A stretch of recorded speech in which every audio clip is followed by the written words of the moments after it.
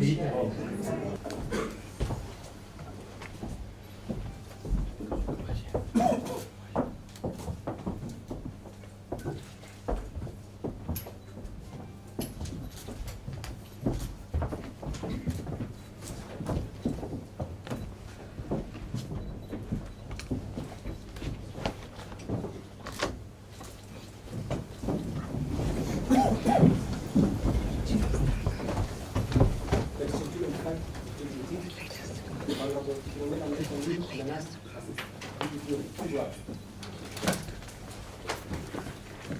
afternoon. Good afternoon. And we apologize. We had indicated 12 o'clock. We are sorry we've kept you waiting. And just a minute. Could I kindly request the person with a bright light in my eyes? I have spoken about genetics. Please don't shine it in my eyes, eh? Please not in mine. Thank you. Very much. It may please the court, these are the appearances for the petitioner. My name is James Orengo, and I'm here together with my other friends, Okomo Omugeli, Senior Counsel, with John Hamiwa. I'm present. Mr. Nelson Harvey. I'm present for Lord and the ladies. Professor Ben Sihanya. Present, Mr. Jaffa Wale. I'm present for Lord and the ladies. Mr. Dudley Ochiel. Present. Mr. A.D. Oringe Wanswa. I'm present. Mr. Bernard Obai. Present. And Ms. Jacqueline Yorobe. I'm present.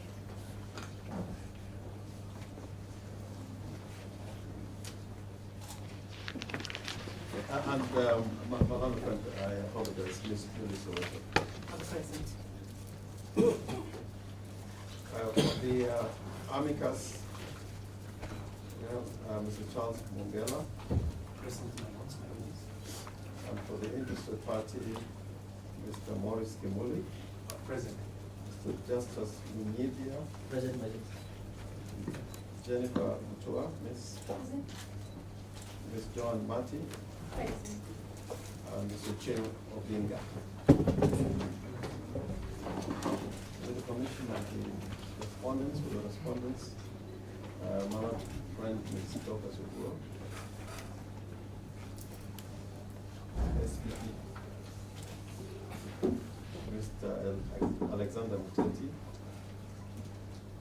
DPP, Mr. Victor Witty, Prosecution Counsel, and Ms. Present, my Mwamburi. ladies, my lords. Ms. Mwamburi. Present, my lady. And for the third respondents, Mr. Emmanuel Bita. He's not here. Mr. Oscar Eledi, not here. And Mary Muruzi.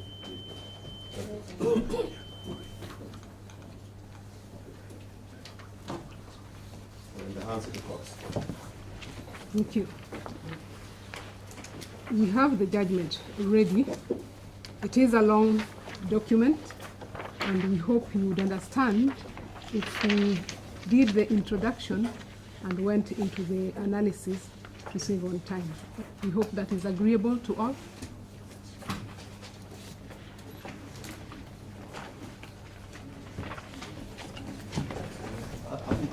It's agreeable. It's agreeable. Thank you.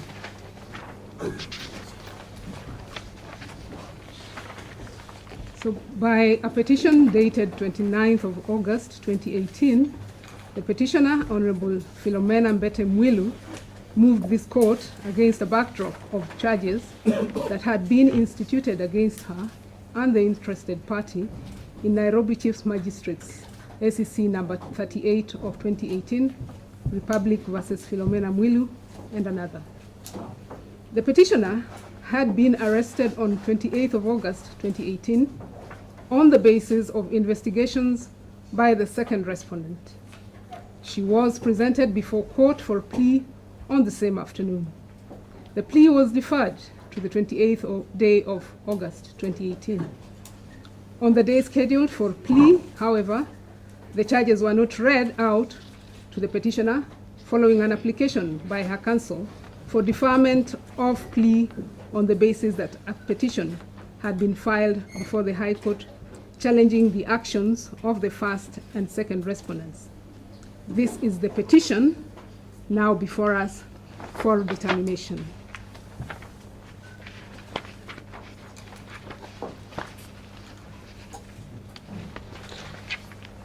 The petitioner therefore seeks the following reliefs.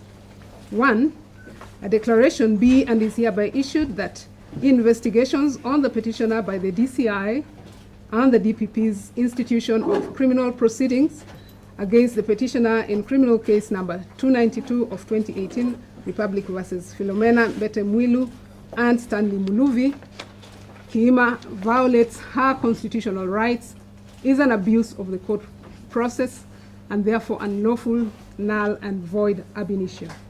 2, an order of certiorari be and is hereby issued to quash the entire charge sheet dated 28th August 2018 and proceedings against the petitioner in ACC criminal case number 338 of 2018, Republic versus Philomena Mwilu and Stanley Muluvi Kiima. 3, an order of prohibition be and is hereby issued prohibiting the respondents from proceeding with the prosecution of the same case. And 4, an order of prohibition be and is hereby issued against the IG, DCI, and DPP from investigating, recommending the prosecution, or commencing any prosecution of the petitioner in respect of the said case. She has also prayed that the course of the petition be provided for.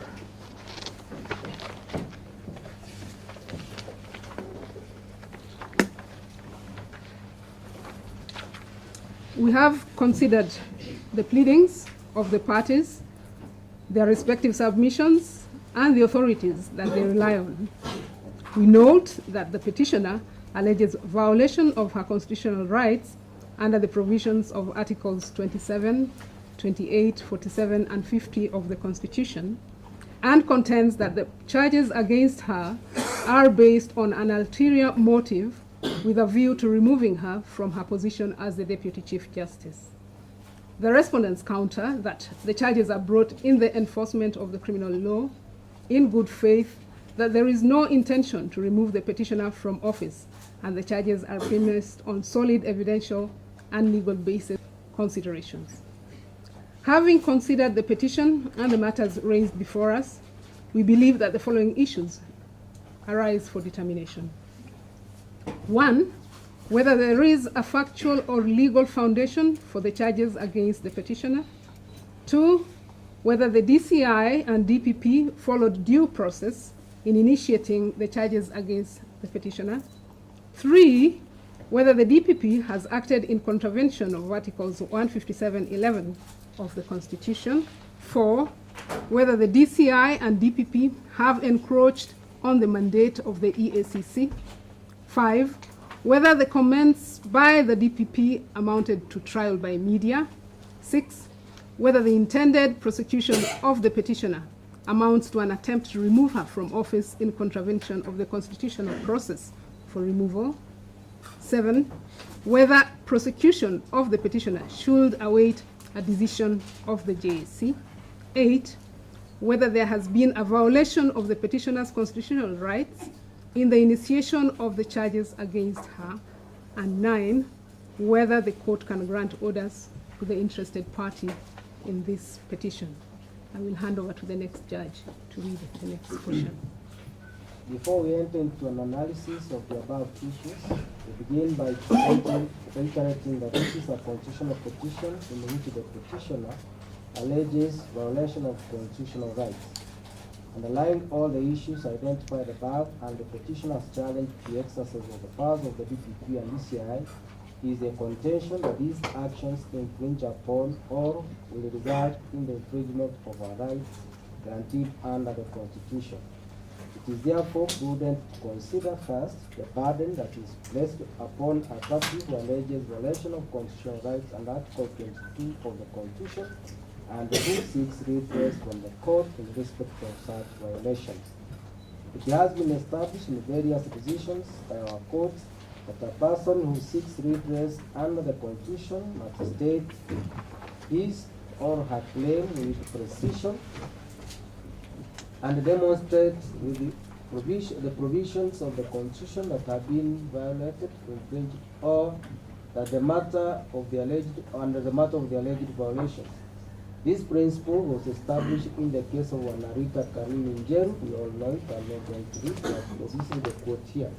The principle was reiterated in the case of Meme versus Republic in 2004. The principle has also been stated, and those principles were reenacted in the case of Trusted Society of Human Rights Alliance, was the Attorney General, which we have also reproduced in this judgment.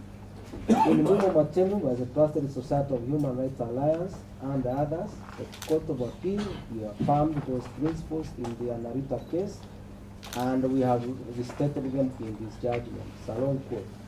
The petitioner has alleged violation of Articles 27(1) and 2, 28, 47, and 50 of the Constitution.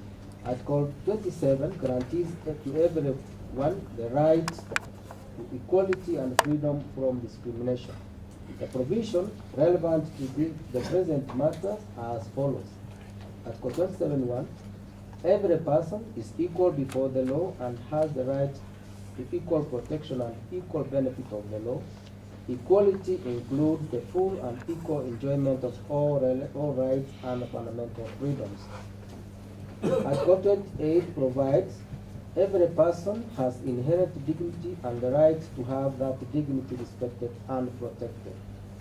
At Article 47, the Constitution protects the right to fair administrative action and is in the following terms. I think Article 47 has been reproduced here. The final provision of the Bill of Rights that the petitioner alleges a violation of are Articles 50 of Article 2A, B, C, J, and K, which protects the rights of an accused person in the following terms. Every accused person has the right to a fair trial, which includes the right to be presumed innocent until the contrary is proved, to be informed of the charge with sufficient detail to answer it, to have adequate time and facilities to prepare for a defense, to be informed in advance of the evidence the prosecution intends to rely on, and to have reasonable access to that evidence, and to adduce and challenge that evidence. The petitioner also claims that the charges against her have been brought in contravention of Article 157 sub Article 11 of the Constitution. She accuses the DPP of ulterior motives, malice, abuse of process, unreasonableness, and irrationality in making the decision to prosecute her. Article 157(6) provides that the DPP, whose office is established under Article 157 sub Article 1, shall exercise the state power of prosecution. In exercise of such power, the DPP is required under Article 157(11) to have regard for the public interest, the interest of the administration of justice, and the need to prevent and avoid abuse of the legal process. We now turn to consider the issues identified above in order, and in doing so, we shall consider whether the material placed before us demonstrates the alleged violations of fundamental rights and granted under the cited articles, and whether there has been contravention of state power of prosecution. This is yet another case in which the DPP's decision to mount prosecution in exercise of his constitutional powers is under challenge. The petition therefore reignites the debate on the role of the court in checking that the DPP's discretion and the power to prosecute is not abused vis-a-vis the public interest, that the DPP's constitutional mandate of commencing criminal prosecutions is not unduly hampered by intervention by the court. When the basis of a challenge of this decision is on the legal and factual foundation of the charges preferred, then the debate often revolves around the scope and depth of scrutiny to be undertaken by the court, and that debate is present in this petition.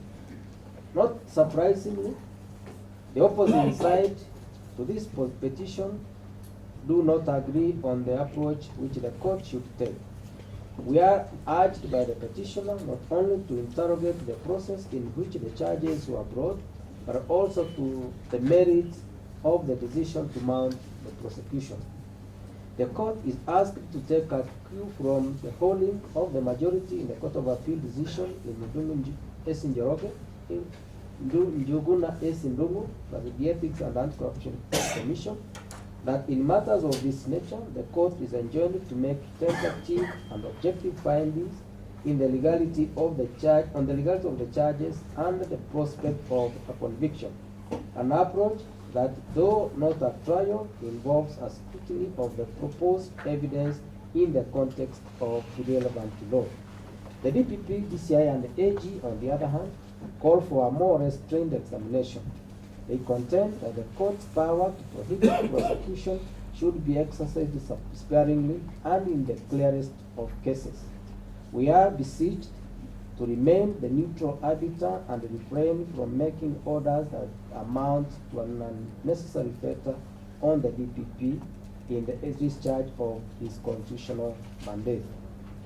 In pressing the argument that the court should not assess the merits of his decision, the DPP cites the decision in Matalulu and another by the DPP, in which the court held that this would have proper regard to the great width of the DPP's discretion and the polycentric character of official decision making in such matters, including policy and public interest considerations, which are not susceptible to judicial review because it is within neither the constitutional function nor to the practical competence of the court to assess the merits. This approach subsumes the concerns about separation of powers. End of quote. We observe that our jurisprudence is replete with decisions which identify with this non-intrusive approach on the basis that courts must grant a measure of deference to the DPP's exercise of procedural discretion. Such decisions include Tuitha Mwangi and others from the Ethics and Corruption Commission and the Republic versus Commission of Police expert Michael Kanari, in which the court addressed the matters germane to the mandate of the police to mount investigations and stated, there is a long quote we have reproduced. Yet the orthodoxy of the proposition that judicial review on the DPP's decision should confine itself only to the process has come under some strain lately. There is an emerging view that a substantive review of the exercise of the DPP's decision must necessarily involve an assessment of the merit of the decision in the context of the threshold set for the DPP by the Constitution.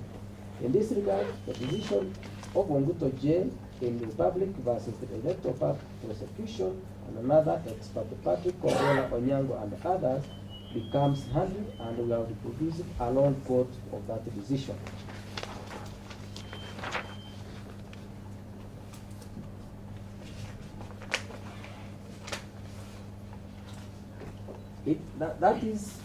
That in fact is the method, the approach advocated for by the Court of Appeal in the decision of the majority in Njuguna S. Ndungu, in which the court held as follows. I have referred to the reasoning of the High Court at paragraph 9, 10, and 11. The court left the matters raised by the appellant and the respondent to the trial court for determination without making any tentative and objective findings on the legality of their charges and the prospect of a conviction. The jurisprudence show that the standard of review of the discretion of the DPP to prosecute or not to prosecute is high, and the court will interfere with the exercise of the discretion sparingly. In Diamond's case, the court said at paragraph 42 that the burden of proof rests with the person alleging unconstitutional exercise of prosecutorial power. However, if sufficient evidence is adduced to establish a breach, the evidential burden shifts to the DPP to justify the prosecutorial decision. In the Diamond Laiji, the Court of Appeal which is cited in Njuguna S, which the court cited in Njuguna S, held that in considering the evidential test, the court should only satisfy itself that the evidence collected by the investigative agency upon the DPP's decision is made establishes a prima facie case necessitating prosecution. At this stage, the court should not hold a full-fledged inquiry to find if the evidence would end in a conviction or acquittal. That is a function of the trial court. However, a proper scrutiny of facts and circumstances of the case are absolutely imperative. The state of Mahashirat and others, so it quotes another decision from England, a real danger of courts overreaching if they were to routinely question the merit of the DPP decision. However, there are circumstances where the type of scrutiny set out in the majority decision of Njuguna S. is called for. Should there be credible evidence that the prosecution is being used or may appear to a reasonable man to be used for an ulterior or collateral motive other than for advancing the ends of justice, then a scrutiny of the fact and the circumstances of the case is not only necessary but desirable. This is because it would enhance the administration of justice if the charges were to be properly tested so that any fears of ill motive are dispelled. To be underscored is that judicial review of the foundational basis of charges should only be undertaken when an applicant has first established that there are reasonable grounds that the challenge proceedings are a vehicle for a purpose other than a true pursuit of criminal justice. To allow a willy-nilly and a casual review of the foundational basis of criminal charges would be to turn judicial review proceedings into criminal mini trials, a prospect that anyone keen to stop a criminal trial will relish. The question is whether the present case fits into the latter scenario.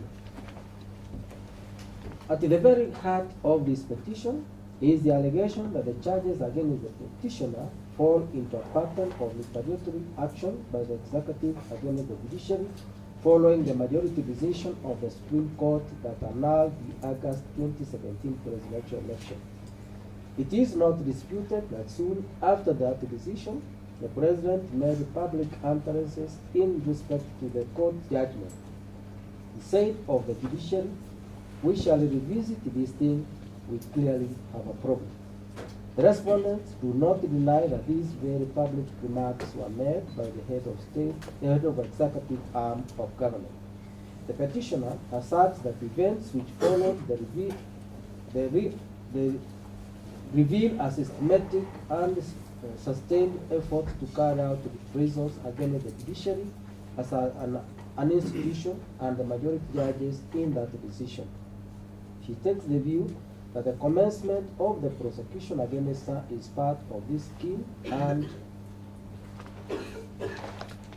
she enumerates these events, including a petition lodged by Honorable Ujiri Wabuku with the JSC for removal of the Chief Justice on 14th of September 2017, for the removal of the petitioner and Chief Justice Isaac Alenaola on 18th of September 2017, the shooting of the petitioner's driver while with the petitioner's official vehicle on 24th of October 2017, and a petition by one Adrian Kamadanjenga for the removal of the chief judges and the petitioner on 26th of February 2018. As we indicated at the start of this analysis, the petitioner has a duty to demonstrate that the alleged violations and contraventions of the Constitution has a duty to demonstrate the alleged violations and contraventions of the Constitution. The petitioner has not presented any evidence before us to show that these events were either instigated, orchestrated, or coordinated by the executive arm of government. Further, no evidence has been presented to show a connection between the various events. We are also aware of the constitutional dictate that in performance of his prosecutorial functions, the DPP is to act independently, free from directions or control from any quarter. We have no reason to doubt the DPP when he says that in the matter before us, he acted independently and without internal or external directions. Further, there is no evidence to suggest that the DCI was directed by the executive to investigate the petitioner and or to reach a particular result. There is no evidence placed before us of conspiracy or connivance between the DPP and or DCI on the one hand and any other person on the other. That said, the commencement of the prosecution was against the backdrop of a very public utterance by the head of the executive that there shall be a revisit on the judicial. Of course, it is not in our place to second guess what the president meant by revisit. We cannot possibly know whether the revisit, whatever it meant, was to be followed through or was merely a statement made in the heat of the moment, later to be forgotten. Nevertheless, the person who spoke the words is no ordinary mwananchi. He is the head of the executive branch of government and wields formidable instruments of power. A person against whom such remarks are made by the head of state would be forgiven if he or she were to be troubled, nay, terrified. This court cannot ignore the possible perceptions held by the ordinary man of the utterances made by the president. In this regard, the following observation by Ogola J. in Hassan Ali Choho as Inspector General of Police is not without significance. For avoidance of doubt, the presidency is a powerful institution in our constitutional democracy. Under Article 131, Article 1, the President, Head of State and Government, the Commander-in-Chief of the Defense Forces, the Chairperson of the National Security Council, and is a symbol of national unity. Whether the President says anything, when the President says anything, it is reported over and over again. His words, even if disputed, retain the power, respect, prestige, and honor of the presidency. The President's utterances can also be taken out of context by various governmental and political actors, depending on what the actors intend to achieve. The rest of the quote you will read. The effect of the revised remark was to put any action by the executive that may be perceived to be prejudicial to the judiciary or its members under great public scrutiny. In this regard, it is noted that the petitioner is not only a senior member of the judiciary, but is one of the 4 judges who rendered the majority decision that prompted the remark by the president. Public attention would be piqued if any action was directed at any of the 4. Under Chapter 9 of the Constitution, both the President and the DPP belong to the same branch of government, the executive. The DCI also falls within the executive branch and is an appointee of the President. While, as stated earlier, no material has been placed before us to give us reason to doubt that both the DPP and DCI acted independently, the petitioner expresses apprehension that the two were acting at the behest of the President. given that the President and DPP and DCI are members of the executive, which is headed by the President, the apprehension may not be unreasonable. It is in these circumstances that we deem it appropriate and hold that it is in the interest of administration of justice that we carry out an inquiry into the merit or otherwise of the petitioner's contention that the charges against her are without legal or factual foundation. Such an inquiry may help to dispel any notion that there is intention to drag the petitioner through a criminal trial simply because of her judicial role in the decision of the presidential election. As we turn to that inquiry, we are alive to the caution that we should not engage in a full-fledged scrutiny, or put differently, in a mean trial involved in a miniature of fact-finding exercise. To do so would be to trespass into the mandate of the trial court. Yet, delimiting the scope of the inquiry is easier said than done. However, we take the view that useful in drawing the line is the standard the DPP has set for himself as one or to be reached before making the decision to prosecute. This is to be found in the National Prosecution Policy 2015. Part 4B of the policy identifies two basic components that should inform the decision to prosecute. The first is that the evidence available is admissible and sufficient, while the second is that the public interest requires that where evidence discloses a criminal act, a prosecution be conducted. The former is the judicial test, while the latter is the public interest test. On the evidential test, the policy is clear, and we have reproduced the paragraphs of the policy. Applying the evidential test, a charge lacks factual or legal foundation if, on the evidence and the relevant law, it is so patently weak that it does not disclose a prosecutable case or has no prospect of conviction. The charge must be so wanting that no reasonable person, having proper regard to the prosecutorial powers mandated by the Constitution and guided by the National Prosecution Policy, could possibly mount a prosecution, be readily apparent, and should reveal itself without a detailed examination of the evidence available. We now turn to consider whether charges are defective. We first consider the repeated criticism that the charges are defective and hopeless as they do not have a complainant. That in respect to count 1 and 2. That in respect to count 1 and 2, IBL, which ought to be the complainant, did not lodge a complaint and is not pursuing them. A similar argument is made with respect to the test of the counts, the rest of the counts in which it is argued that the Commissioner of Domestic Taxes should have been a complainant.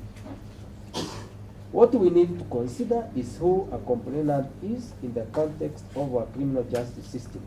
As correctly pointed out by the petitioner in her submission, the word complainant is not defined in the Criminal Procedure Code. A definition had been introduced to the Code by Act Number 5 of 2003 as follows. A complainant means a person who lodges a complaint with the police or any other lawful authority. This definition was, however, removed by Act Number 7 of 2007. The petitioner suggests that the effect of the 2007 amendment was to exclude the Republic as a complainant.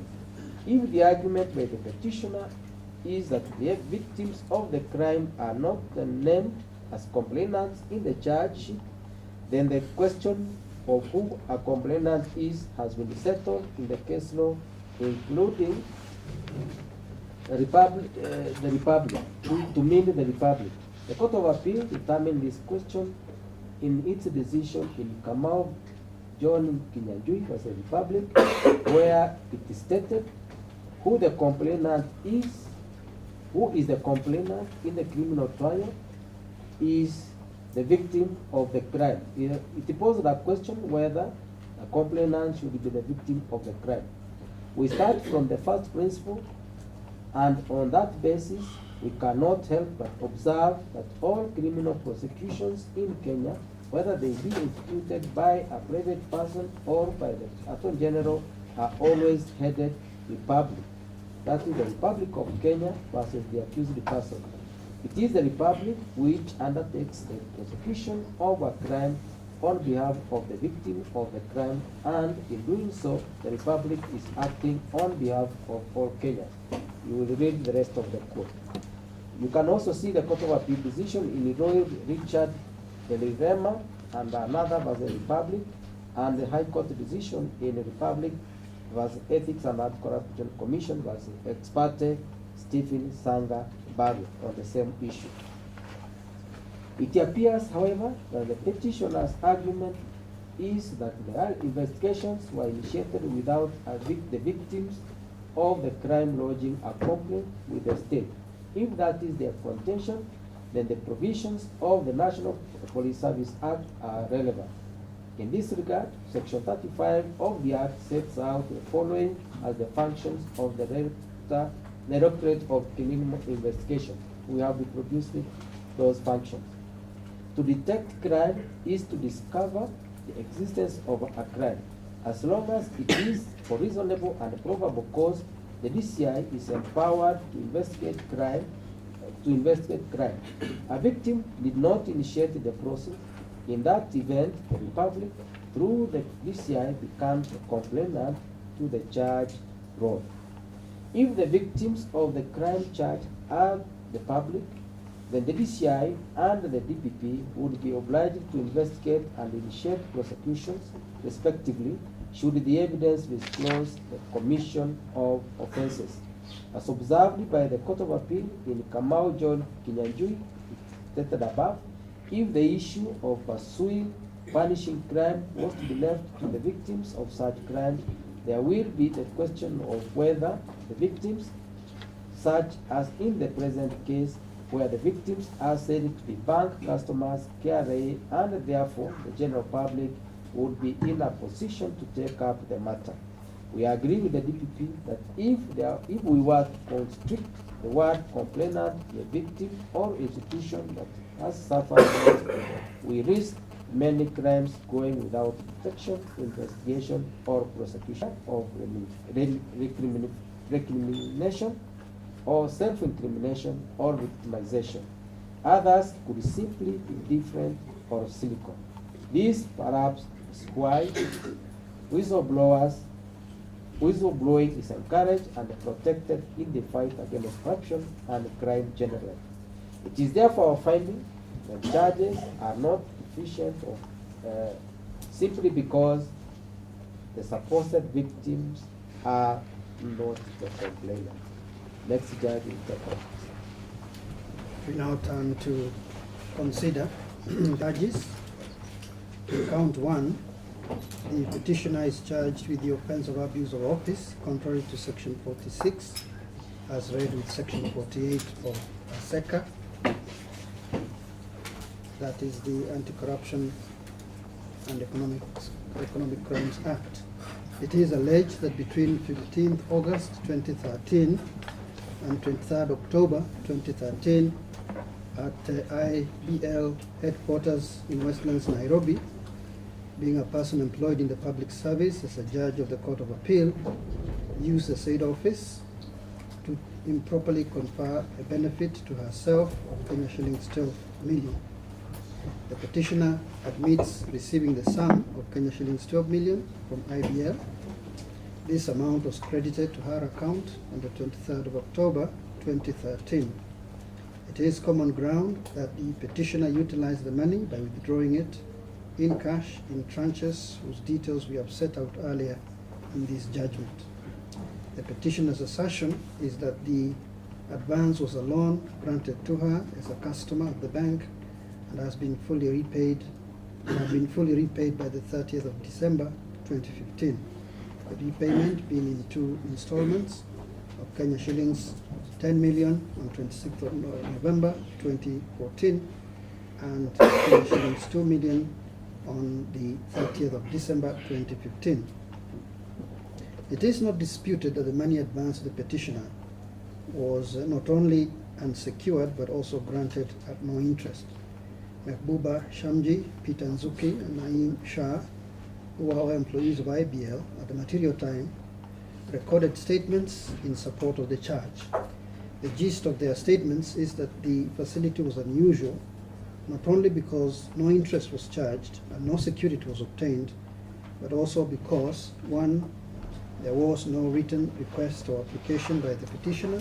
Two, there was no appraisal of the petitioner's creditworthiness and subsequent approval of the facility by the bank. And three, there was no letter of offer setting out the loan amount, repayment period, interest rate, security offered, amongst others. Further, that the petitioner dealt directly with Abu Malik Jan Mohammed, now deceased, who was then the managing director of IBL. It is alleged that the petitioner and Jan Mohammed appeared to enjoy a close relationship and that she received preferential treatment from him. The case of the DPP and DCI is that the dealings between the petitioner and the bank, and in particular its managing director, were not at arm's length. This, it is said, is also evident because although the loan was for a short term and due on 22nd of January 2014, as appears in the statement of Naeem Shah, it was not until 10 months later that a portion of it, being Kenya shillings 10 million, was paid. It was only finally fully repaid a year later, on 30th December 2015. There is no doubt that if the above was proved, then the petitioner enjoyed a special and perhaps favored relationship with the bank. It would probably indicate the DPP submission that the managing director of the bank did not deal at arm's length with the petitioner.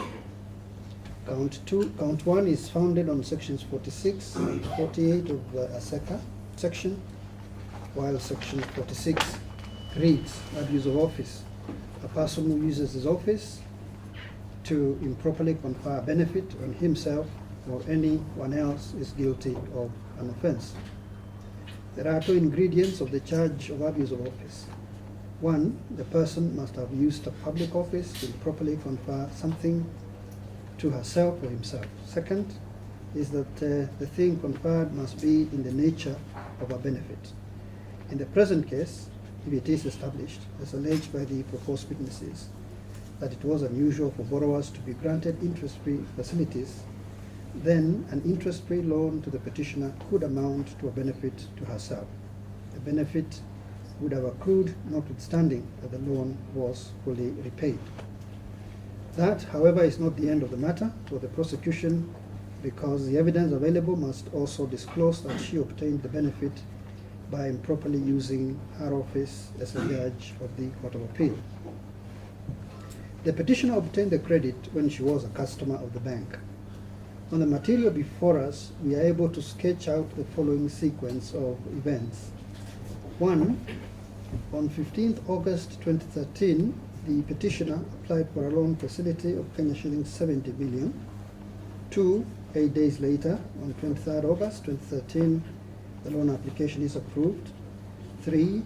On 30th August 2013, the petitioner requests for a reduction of the rate of interest, and the same is accepted by a reduction from 14% to 12%. 4.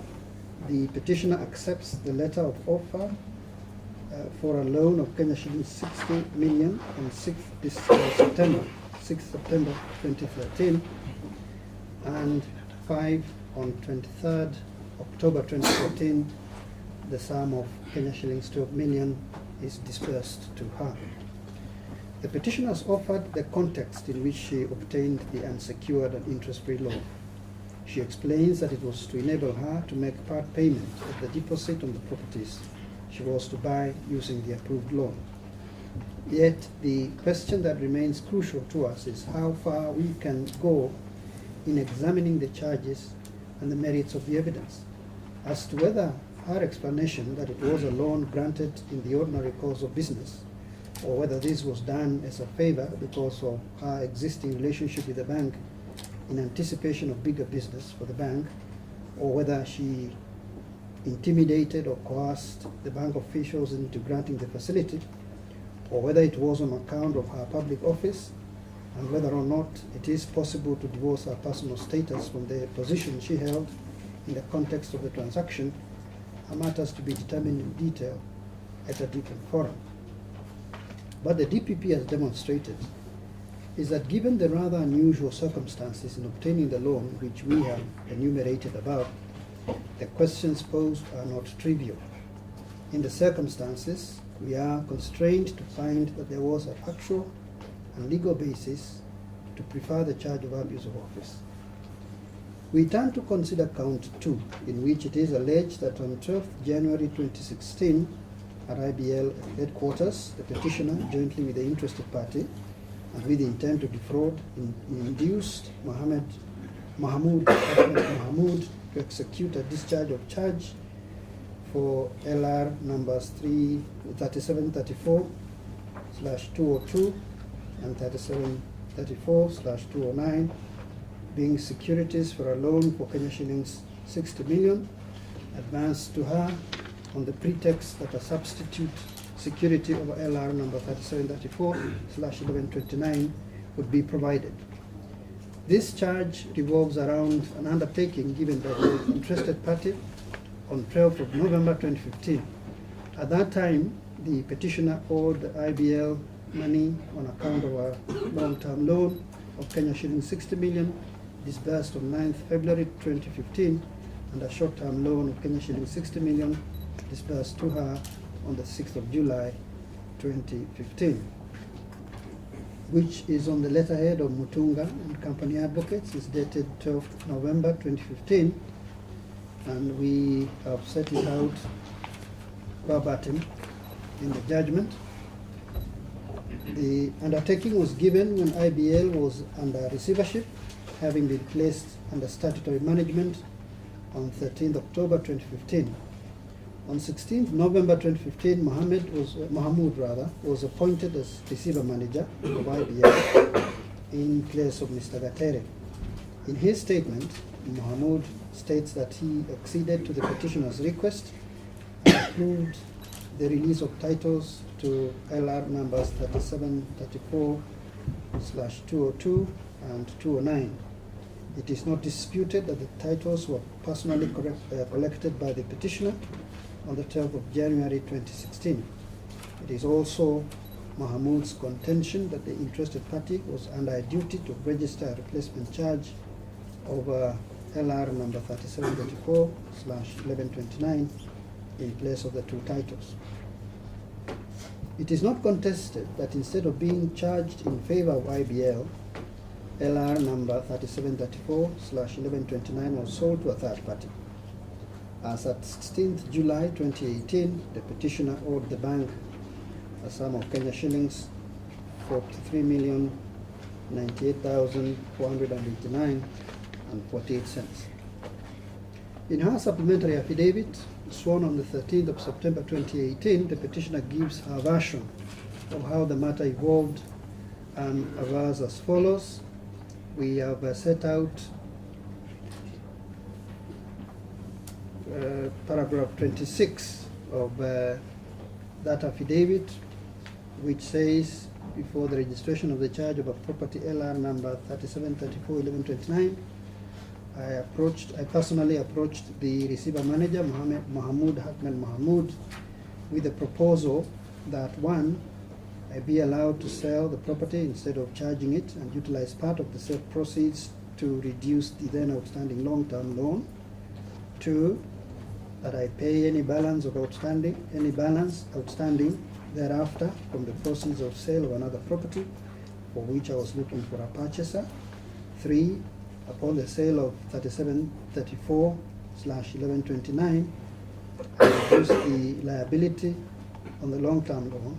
And 4, the bank continues holding an equitable mortgage over the original titles for the following properties, and the properties are set out in there, which were and are still in the bank's possession. The petitioner advances the argument that the bank can enforce the undertaking by simply bringing an action against the interested party who gave the undertaking. On the other hand, the property which ought to have been charged in favor of the bank has been sold to a third party and is no longer available for securitization. Yet again, even in those circumstances, there may be an argument that the amount intended to be secured by the charge and is still due to the bank can be recovered from the interested party. It is therefore a correct argument that there may be a civil remedy if the bank is aggrieved, but that by itself cannot be a bar to the bringing of criminal charges, because one set of facts can be both the foundation of a criminal charge and the basis for a civil action. That is expressly contemplated by statute. Section 193A of the CPC, titled Concurrent Criminal and Civil Proceedings, states of any other written law, the fact that any matter in issue in any criminal proceedings is also directly or substantially in issue in any pending civil proceedings shall not be a ground for any stay, prohibition, or delay of the criminal proceedings. On the material before us, it seems that the petitioner was aware of the undertaking given by her lawyer, the interested party, and the centrality of the replacement charge.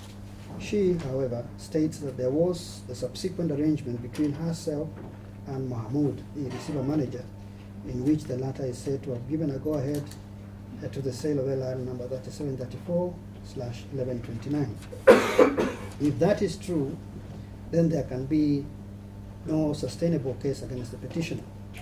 This is because LR number 3734/1129 would have been sold with the express sanction of the bank. If, however, there was no such agreement, then a question would arise as to the role of the petitioner in placing LR number 3734/1129 beyond the reach of the bank in the face of a promise to exchange it for the discharged properties. This then takes us to the evidence of the petitioner with respect to the alleged agreement that is found in her supplementary affidavit. She deposes at paragraph 27, Mahmoud accepted my proposal and minuted the agreement to that effect in a handwritten document signed by himself and myself, which he kept. I recall that during my interrogation on the 28th of August 2018, Commercia had this document with him, and when I saw it, I requested to be given a copy, which the said Commercia refused to supply, telling me to apply for it from court. I verily believe that the first and second respondents are selectively releasing some evidence while suppressing others, such as the document referred to herein, that would exonerate me. Furthermore, I verily believe that this is being done in order to fit the case into the desired narrative to sustain any kind of criminal charge against me.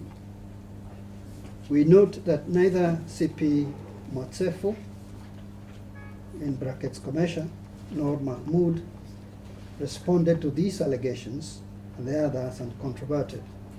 We must not, however, lose sight of our task. This is not the forum to test the veracity or otherwise of the evidence in detail. The allegation that there was a handwritten agreement in which the receiver manager acceded to the sale of LR number 3734/1129 will have to be tested against the evidence of Mahmoud, in which it states that the interested party failed to surrender the replacement charge and title to LR number 3734/1129 to IBL as he was obligated to by his undertaking. That detailed inquiry is not for this court. Then there is the argument that the charge of false pretenses cannot relate to a future event or occurrence. This charge is faulted because of the manner in which it is framed. The Attorney General responds to this claim by observing that under Section 214 of the CPC, a charge that is defective, either in substance or form or both, can be amended. We have considered this criticism by the petitioner. Section 214 of the CPC provides, and we have set out verbatim that provision. We agree with the AG that it is that insofar as there is a factual or legal basis for preferring the charge, the deficiency in the substance or form of the charge can be cured by way of amendment under Section 214. Finally, we consider the charges relating to non-payment of stamp duty. The evidence is that the petitioner, the person responsible for payment of stamp duty was the interested party. Indeed, he is the one who was in possession of the documents alleged to be in support of the payments of stamp duty, which the DPP says are forgeries. The petitioner maintains that she gave money, the interested party money in cash towards the stamp duty. The interested party confirms this, and there is no evidence to the contrary. Can it then be said that there is a prosecutable case against the petitioner in this regard? We think not. The petitioner's role in respect to the stamp duty ended upon her putting the interested party in funds. The upshot of our findings above with respect to the charges against the petitioner is that we are not satisfied with her claim that there was no legal or factual foundation to the charges against her. The only exception is with regard to the charges pertaining to the non-payment of stamp duty, which we find cannot properly be leveled against her. We now turn to consider the question whether it was proper for the DCI to investigate the offences alleged against the petitioner, which it contends should have been done by the EACC. In doing so, we observe that only count 1, abuse of office, is an offence under SEC, the rest being offences under the Penal Code. The petitioner challenges the DCI's mandate to investigate economic crimes. It is her contention that only EACC has the constitutional and statutory mandate to undertake such investigations. The DPP, the DCI, and the Attorney General hold a contrary view, arguing that the Constitution and the NPS, the National Police Service Act, allow the DCI to investigate all crimes, including economic crimes. Article 244B of the Constitution mandates the National Police Service to prevent corruption and promote and practice transparency and accountability.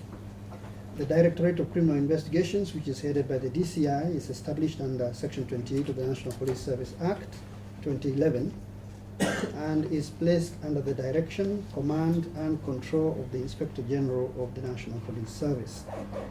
The functions of the Directorate as provided for under Section 35 of the National Police Service Act include mainly on paragraph B of that section to undertake investigations of serious crimes which include economic crimes. The Constitution directs Parliament to pass legislation to establish an independent ethics and anti-corruption commission. An independent commission is provided under Chapter 15 of the Constitution with a mandate to ensure compliance with and enforcement of the provisions of Chapter 6 of the Constitution.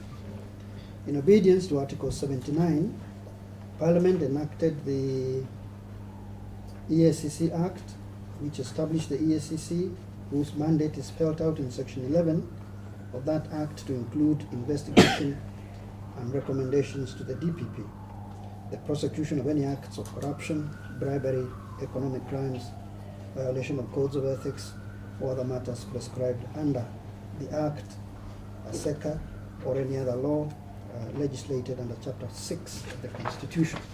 EACC, as spelled out in the EACC Act, the court in the case of Alfred N. Mutua versus Ethics and Anti-Corruption Commission and 4 others essentially restated the position on the mandate of the EACC under the relevant act and said it is mandated to investigate and recommend to the DPP the prosecution of any acts of corruption or violation of codes of ethics or other matters prescribed under that act or any other law. I don't think I need to go through the entire portion of that judgment. A plain reading of the Constitution suggests that the DCI and the EACC have coordinate mandates to investigate economic crimes. It may be concluded, therefore, that investigations carried out by the DCI and recommendations made by the DPP cannot be defaulted on account of not having been conducted by the EACC.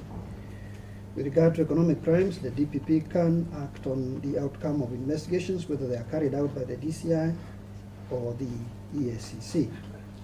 In Michael Sisto Mwaura, Kamau, and 12 others versus EA Ethics and Anti-Corruption Commission and 4 others, the court held that the DPP is at liberty to rely on any source of information in order to institute criminal proceedings, whether the information emanates from EACC or not, as long as the source is not unlawful.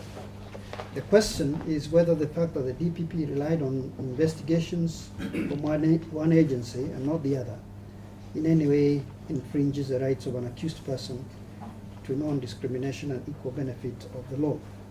The petitioner submits that the DPP and the DCI must demonstrate compliance with sections 26 to 28 of the ASECA.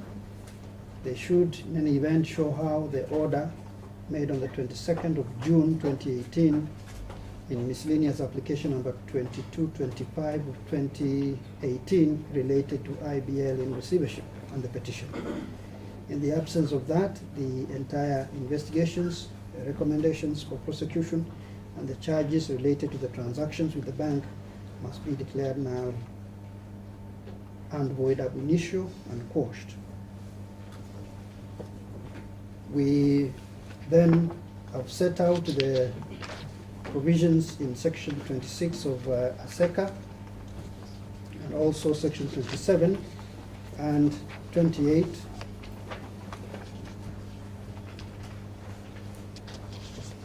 The petitioner as such are offences initiated pursuant to ASECA, and that they can only be sustained and justified under that act. She argues that the DPP and the DCI must demonstrate compliance with the sections 26 to 28 of the Act, which we have set out above. Our reading of these provisions, however, does not support this contention. Section 26 is, in our view, intended to aid EACC to expedite investigations by requiring requiring certain information from a person suspected of corruption or economic crimes after giving of due notice. We do not read this to mean that EACC is under an obligation to give that notice to all persons under investigation.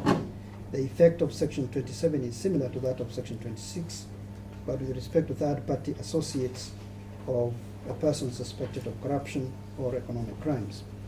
Section 28 provides a mechanism for EACC to access records and information with prior sanction of the court, but upon notice to the affected parties. Like sections 26 and 27, section 28 is intended to assist EACC when investigation of corruption and economic crimes. To our understanding, all these provisions, which are in part 4 of ASECA, which covers investigations, provide the tools and processes that EACC may use in the course of conducting investigations.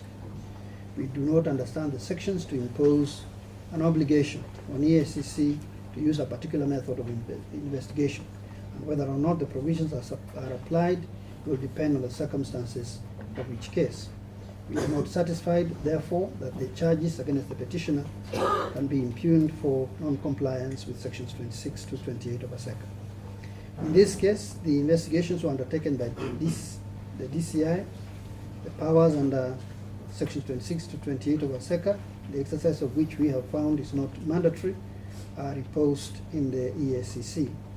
We have found that both the EACC and DCI have the mandate to investigate economic crimes. The powers that are available to the DCI that are similar to the provisions under sections 26 to 28 of ASECA are to be found in sections 118 to 121 of the CPC and section 180 of the Evidence Act.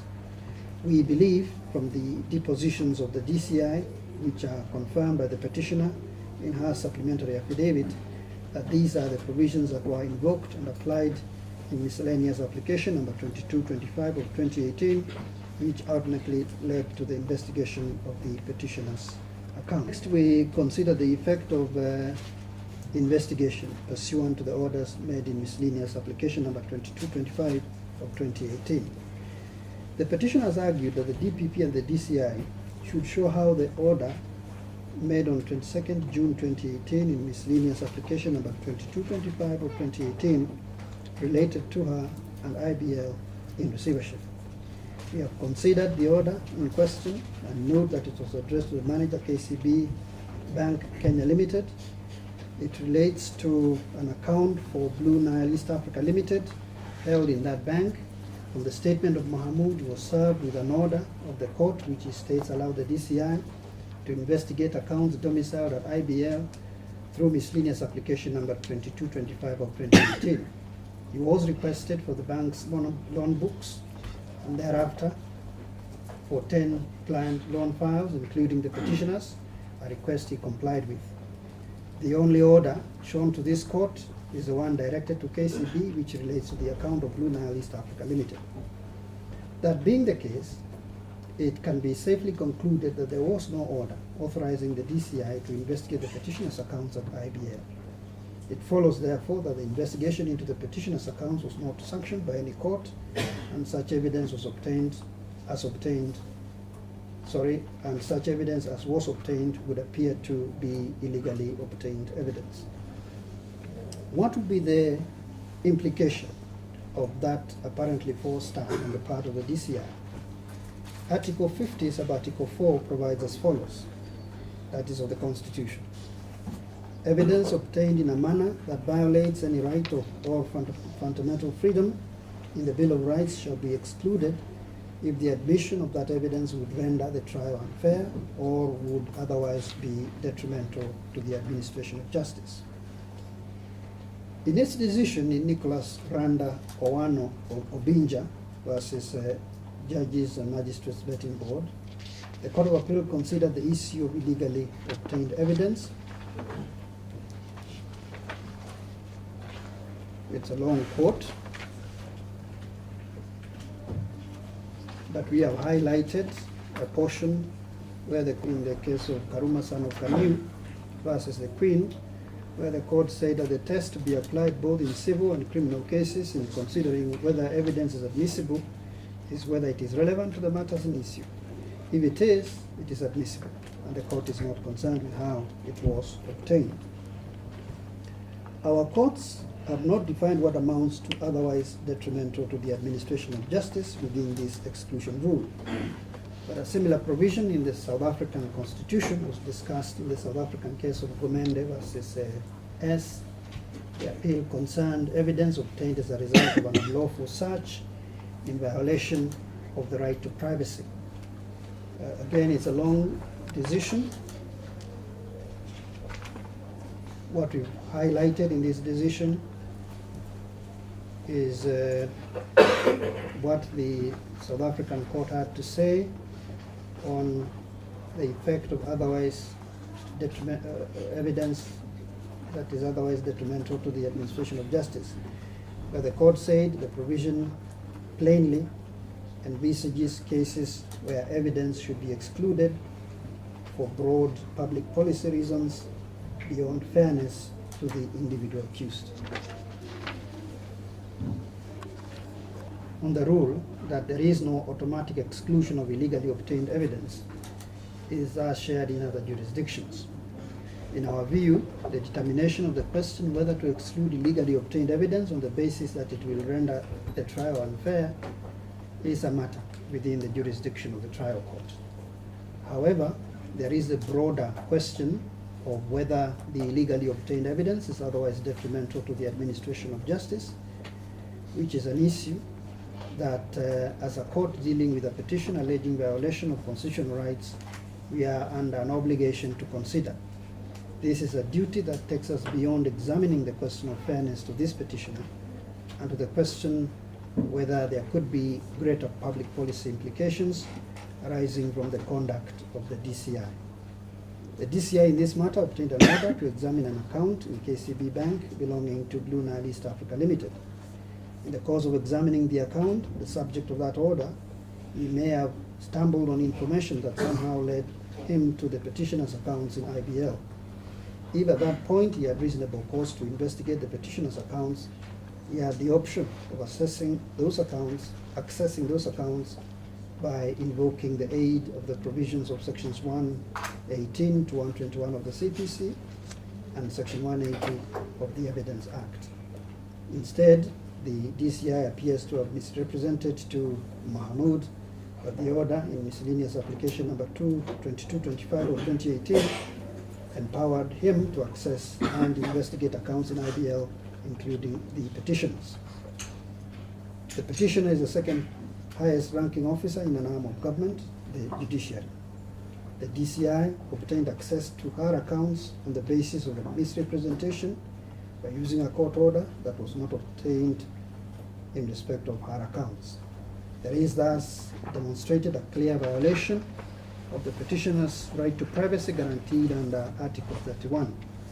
To countenance such conduct with respect to a person of the rank of the petitioner must beg the question, how do the rights of ordinary citizens fare?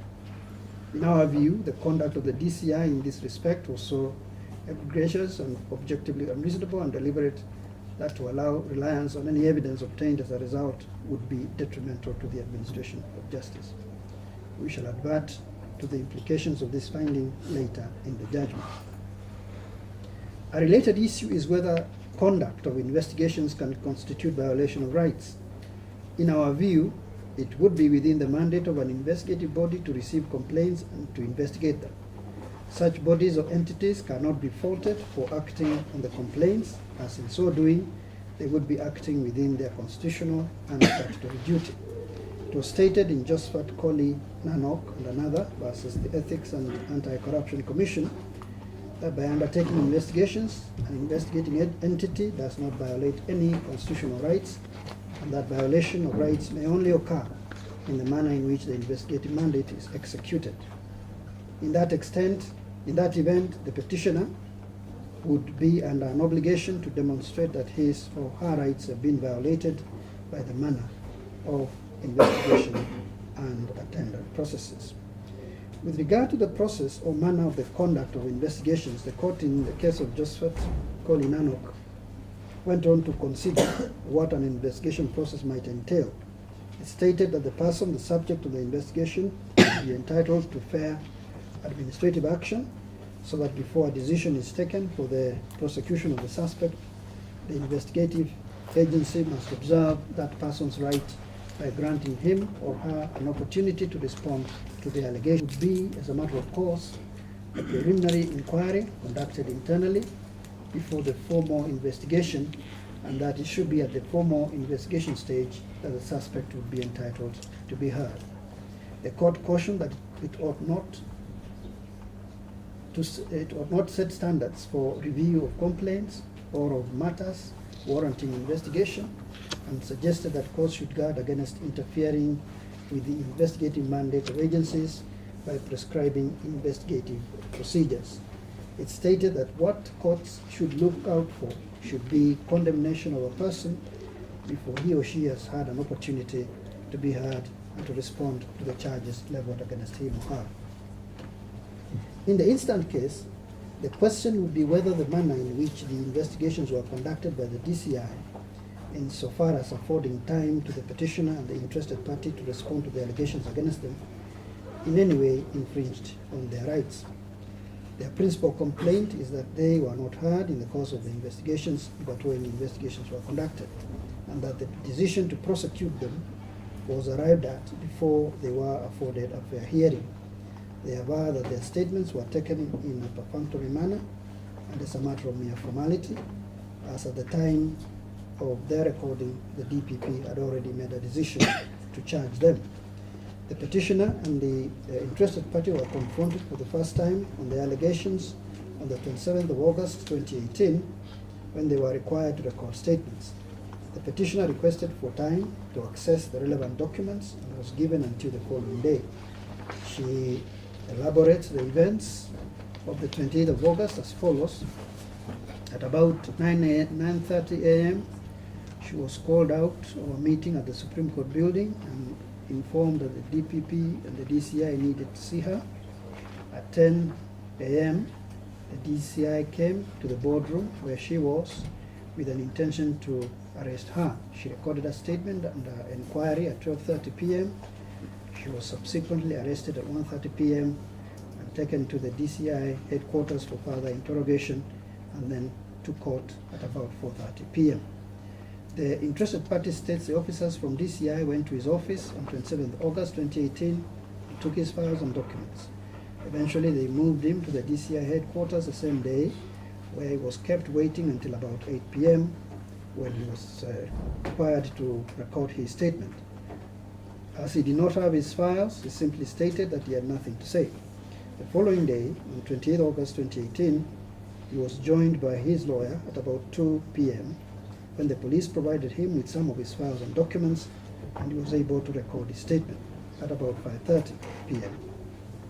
From the material before us, both the petitioner and the interested party were confronted by the DCI for the first time in respect of this matter on the 27th August 2018. This is confirmed by the affidavit of the interested party when he deposes at paragraph 19b that while the officers from the Directorate of Criminal Investigations were in his office, he received a call from the petitioner who informed him that other police officers were at her office. The petitioner's request for time to put together her documents and to record her statement the following day was succeeded. This is stated in the replying affidavit of CP Mwasefu and has not been controverted by the petitioner. The events of 28 August 2018 from the petitioner's perspective have also been set out above. The question is whether this series of events between the 27th and the 28th of August 2018 support the petitioner's allegation that she was not granted sufficient opportunity to be heard, and that there was therefore a violation of her right to fair administrative action under Article 47 of the Constitution. It is the petitioner who, on the 27th August 2018, not being ready to record her statement, requested for her statement to be recorded the following day. That request was accepted. And it is common ground that her statement was taken the following day, the 28th August 2018. We do not hear a specific complaint that the opportunity granted to her was inadequate.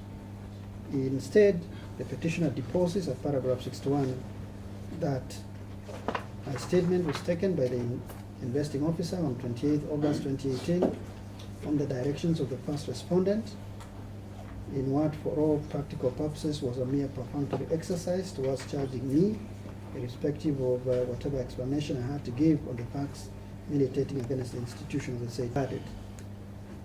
Not an allegation that she was not given adequate time or opportunity to give her side of the story. Given our observation, and that the law does not set out specific timelines within which persons who are subject of investigation should give their responses to allegations against them, we are unable to find a violation of Article 47 of the Constitution with respect to the petitioner.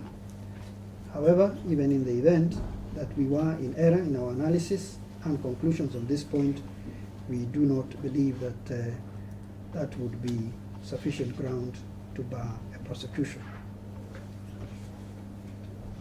The next judge will proceed from that point. After a complaint has been made to the police, they make recommendations to the DPP, who determines whether to prefer charges or not. Thereafter, the police may arrest the suspect for purposes of presenting him or her to court. Under sections 29, 30, and 32 of the Criminal Procedure Code, a police officer may, without an order from a magistrate and without a warrant, arrest any person.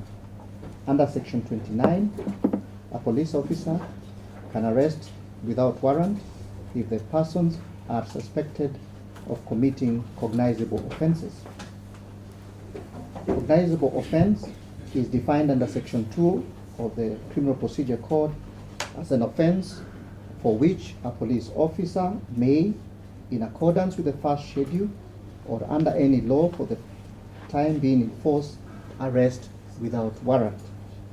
The manner in which police may effect an arrest is provided for under Part 3 of the Criminal Procedure Code.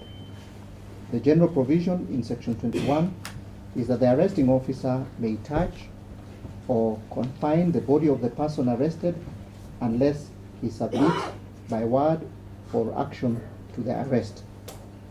The police may use all means to effect arrest only if a person resists or attempts to evade arrest.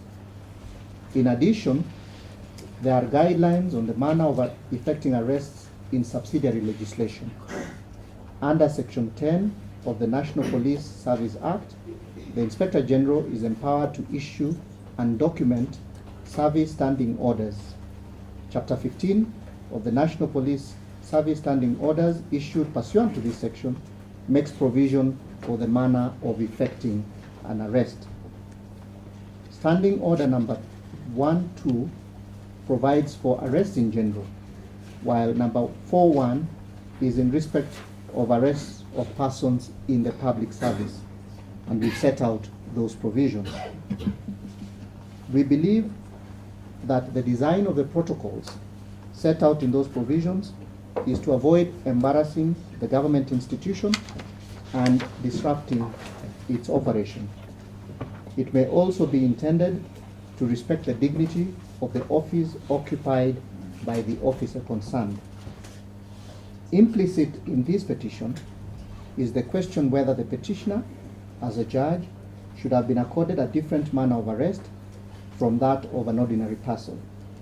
It is not suggested in the petition that when judges find themselves in conflict with the law, they are not liable to arrest and prosecution. Judges have been arrested and prosecuted in Kenya in the past. We will only consider one such incident where a sitting judge was arrested in Kenya and subjected to criminal trial. In October 2008, Honorable Justice GBM Kariuki was arrested and charged in Nairobi Magistrate Criminal Court, criminal case number 1655 of 2009 with attempted murder and causing grievous bodily harm contrary to sections 220 and 234 of the Penal Code. He was tried and subsequently acquitted. Upon his acquittal, he sued the state for malicious prosecution. In his decision in the case involving GBM Kariuki versus Attorney General, Justice Odunga considered the question of the manner of the arrest of the judge, and we have set out the judge's findings.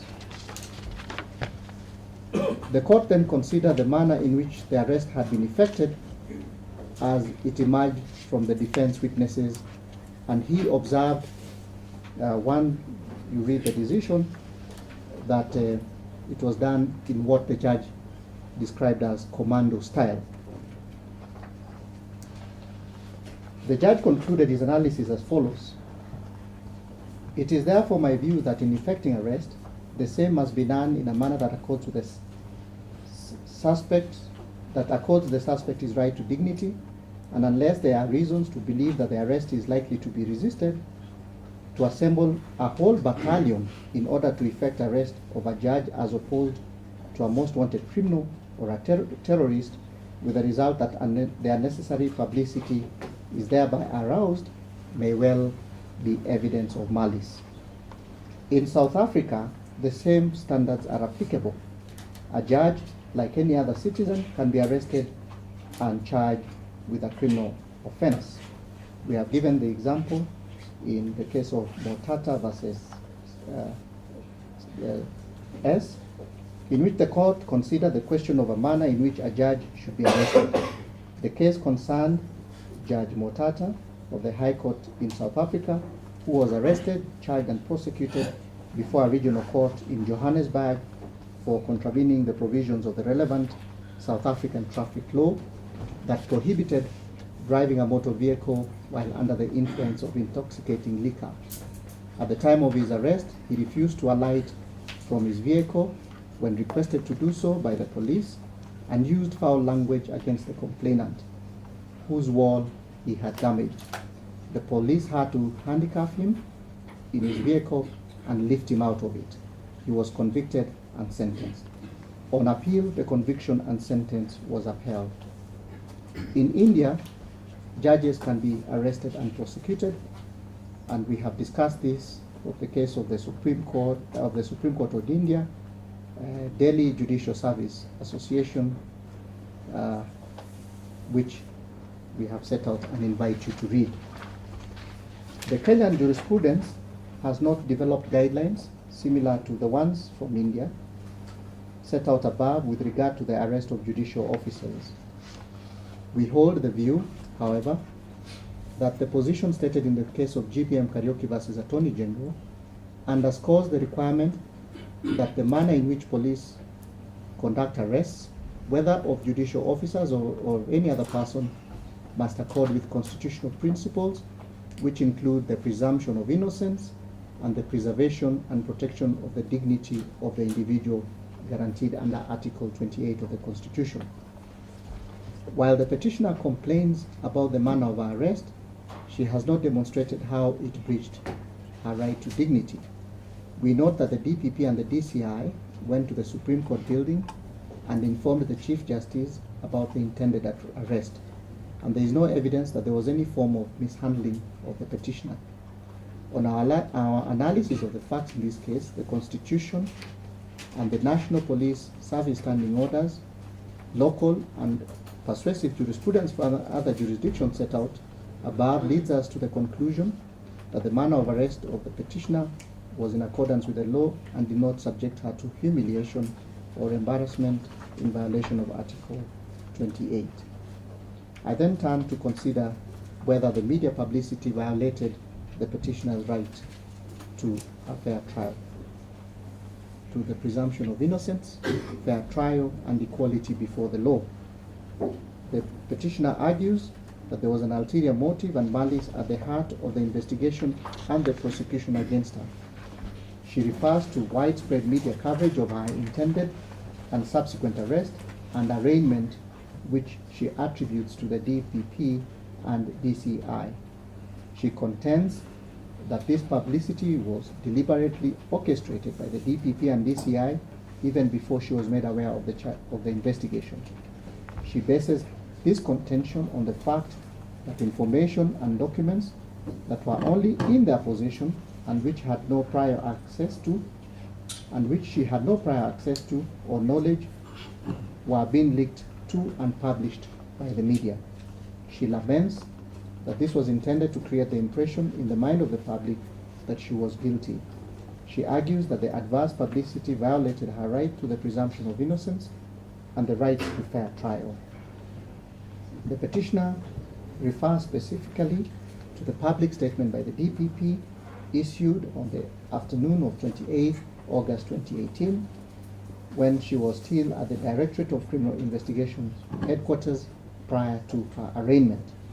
She also cites the alarming newspaper headlines and articles as demonstration of the predominant ulterior motive, malice, and bad faith intended to humiliate her, given the depth of the statement and the details leaked to the media.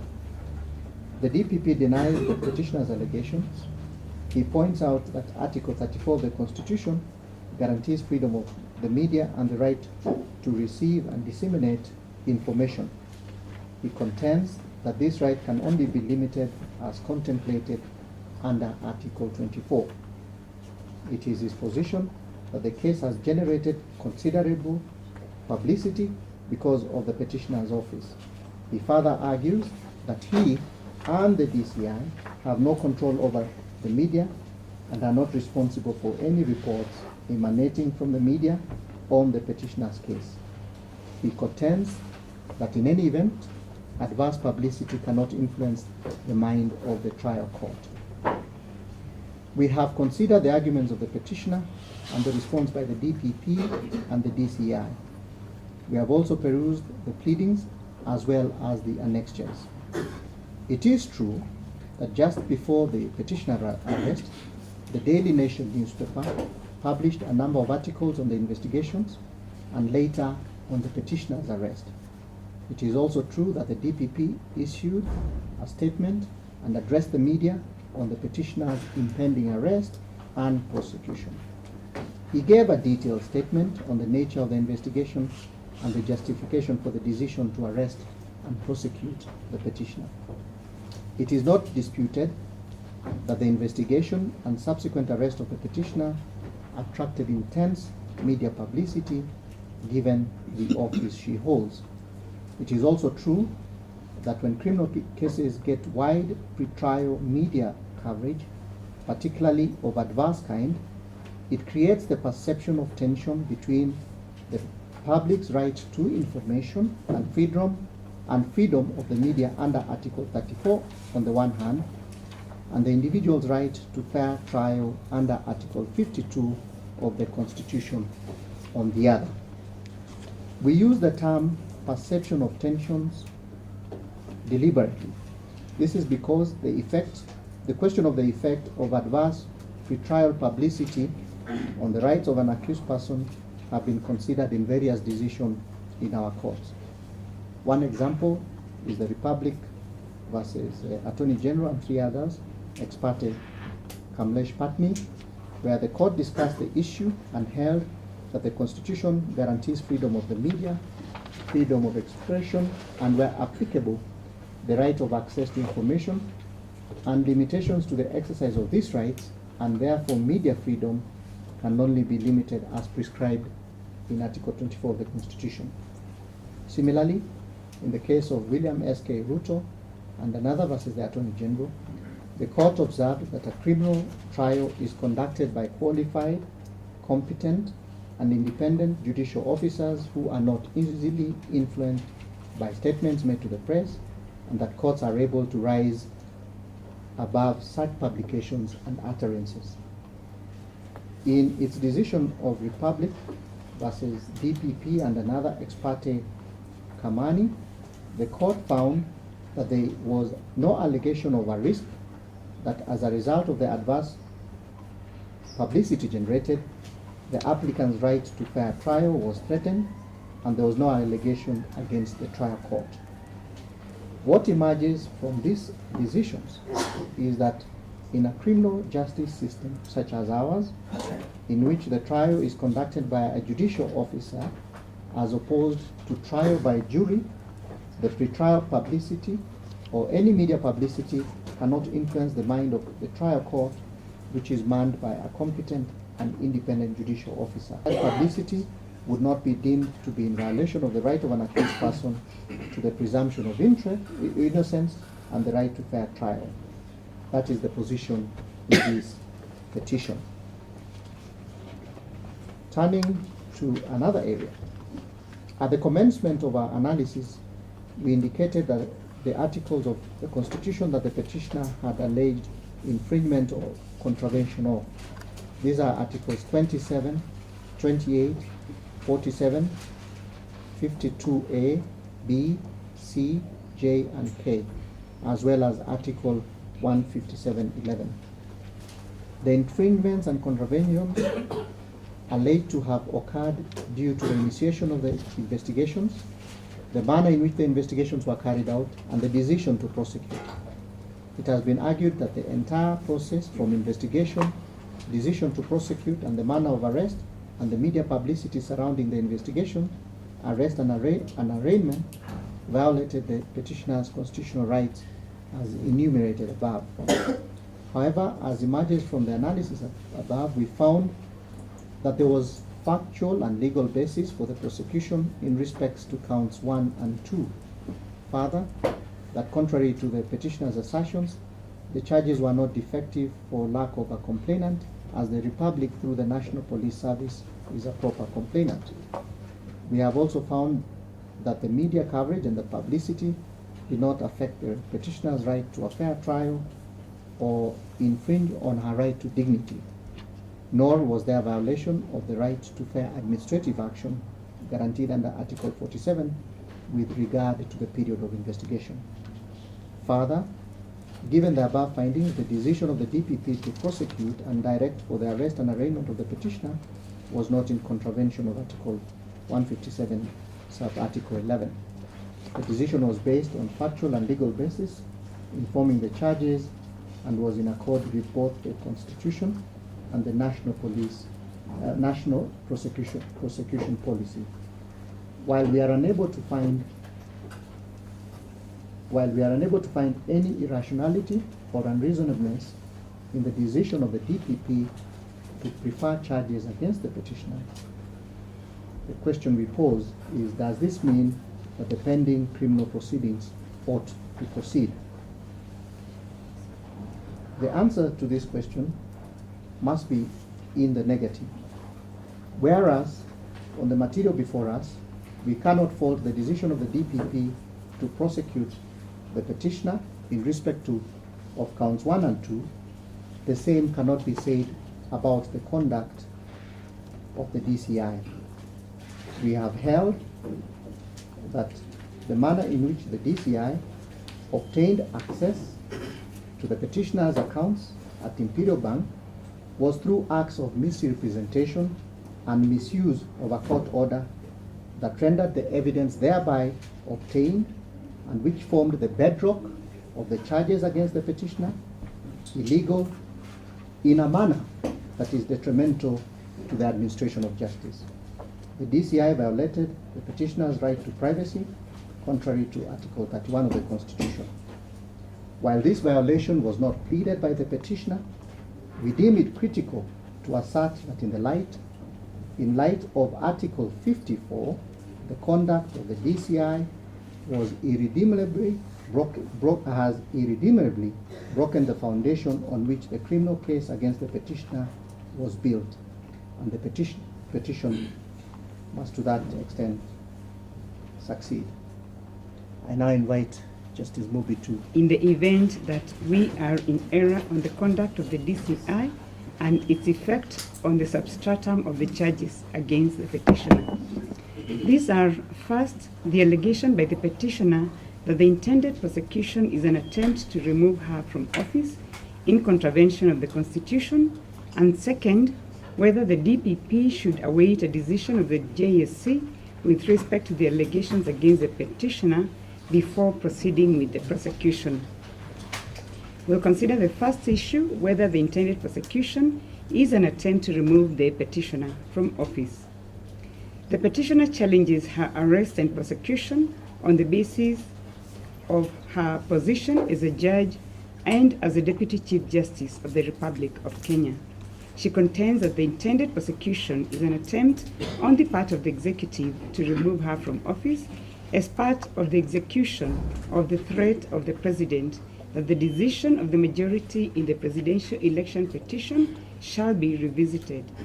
She further contends that as a judge, she can only be removed from office in accordance with the provisions of Article 168 of the Constitution. The response from the DPP, DCI, and AG is that the petitioner is not immune from criminal prosecution for acts done outside the scope of a judicial function. In their view, judicial officers, like other citizens, are subject to the penal law, and the mere fact of institution of criminal prosecutions against her is not contrary to the assertion by the petitioner a threat to judicial independence. A consideration of the submissions of the parties on this issue reveals a need to consider two sub-issues. The first is whether the prosecution of the petitioner should await a decision of the JSC. Its corollary, which emerges from the submissions of the DPP, is whether the petitioner, judges of superior courts, and judicial officers are immune from criminal prosecution. We consider first whether the prosecution of the petitioner should await a decision of the JSC. This question invites us to consider the power of the DPP to prosecute serving judges for crimes vis-à-vis the power of the JSC in exercise of its constitutional mandate to investigate complaints of misconduct against judges and judicial officers. This is not a simple question.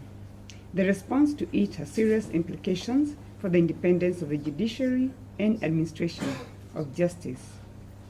There is a rational basis for making specific provision for the independence of the judiciary in the Constitution. We believe that there is a need to safeguard that independence to enable judges and judicial officers to discharge their judicial functions without fear of reprisals from the executive or any other quarter.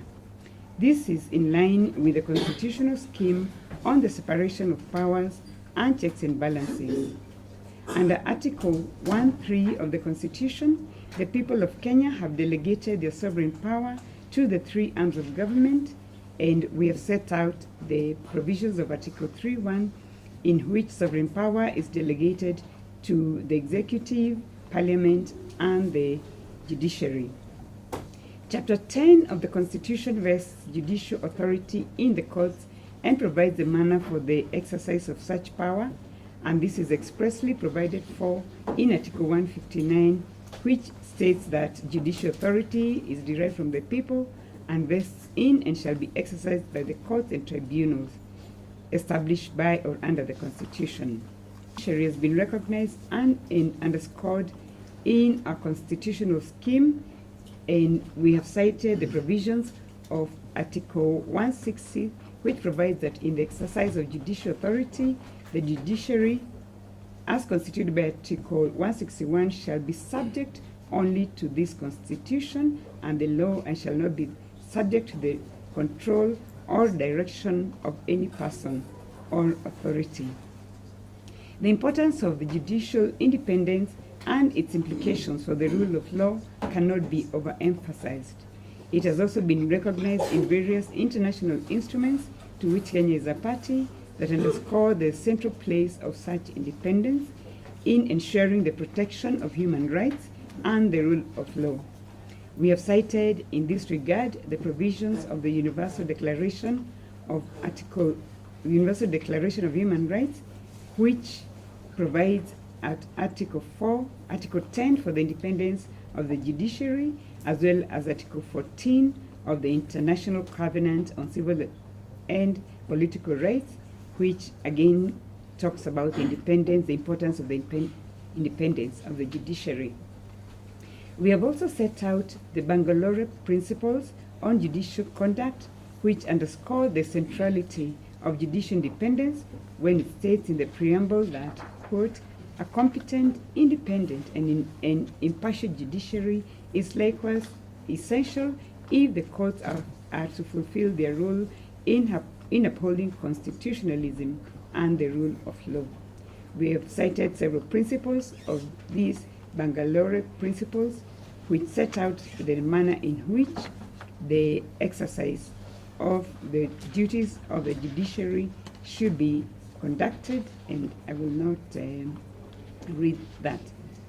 The constitutional and international principles on judicial independence are reflected in the Judicial Code of Conduct, which is prescribed under the Judicial Service Act. Paragraph 46 of the code replicates the Bangalore Principles and states that, quote, a judge shall not only be free from inappropriate connections with and influences by the executive and legislative branches of government, but must also appear to a reasonable observer to be free therefrom. It also recognizes that in order to secure independence of the judiciary, judges are called to account by bodies or institutions that are themselves independent.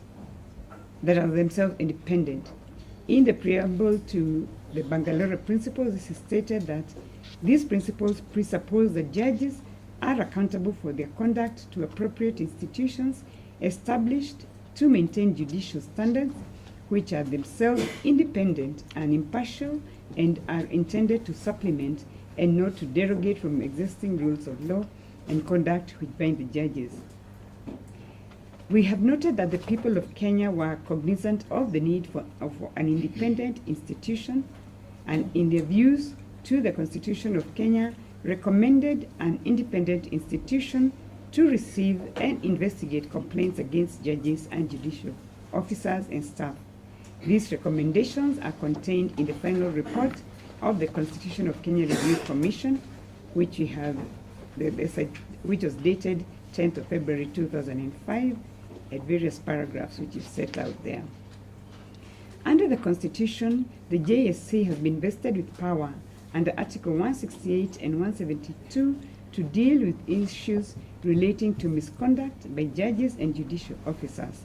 And we have set out at some length the provisions of Article 172, which primarily deals with judicial officers, but also Article 168, which talks about the circumstances under which a judge may be removed from office, and these include inability to perform the functions of office, and they also include a breach of a code of conduct prescribed for judges of the superior courts, or bankruptcy, incompetence, or gross misconduct or misbehavior. And it talks about the process which should be followed with regard to the removal of a judge. We have noted that, like other human beings, judges are afflicted with frailties, vulnerabilities, and temptations that may from time to time cause them to falter and fall afoul of the law. These afflictions may also lead to conduct that falls short of the ethical and professional standards their oath of office requires.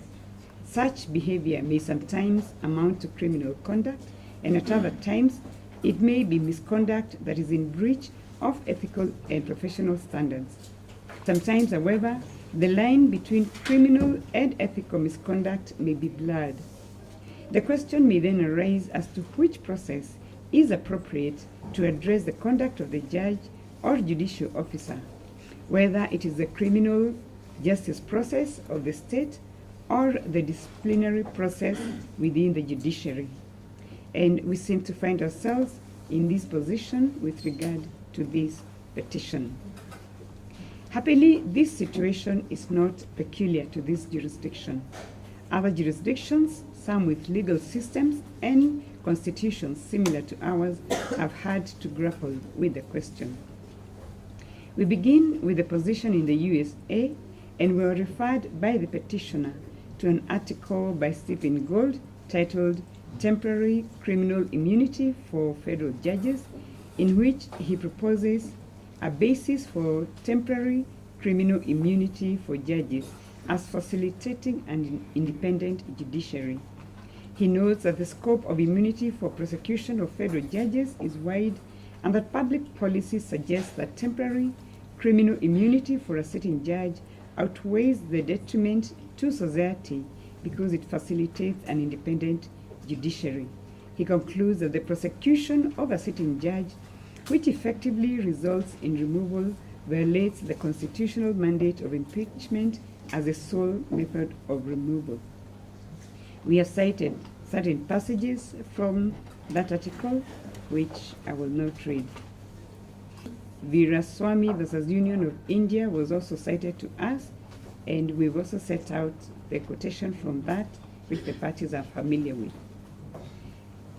However, the court in India dismissed the appeal, but it held that a judge of a high court or of the Supreme Court is a public servant within the meaning of the legislation in that country, and his removal, if it requires sanction of another authority, that sanction should be obtained first before that judge or judicial officer is removed, and we have again quoted that provision, which I will omit. Nigeria has a constitution that is similar to ours with respect to the question of how to deal with issues of alleged misconduct and removal of judges. Paragraph 21 of the third schedule to the Constitution of the Federal Republic of Nigeria provides that, quote, the National Judicial Council shall have power to recommend to the President the removal from office of the judicial officer specified in paragraph A of the paragraph, and to exercise disciplinary control over such officers. Both the DPP and the petitioner have referred us to the decision in Ganjiwa versus the Federal Republic of Nigeria. In that case, the Honorable Justice Ngajiwa was by a 14-count information charged for offenses ranging from unlawful enrichment by a public officer to making false information. Upon being served with that information, the appellant challenged the jurisdiction of the trial court to hear the case against him, mainly on the ground that conditions precedent to the filing of the information had not been fulfilled. The trial court dismissed the preliminary objection, and the appellant preferred an appeal to the Court of Appeal.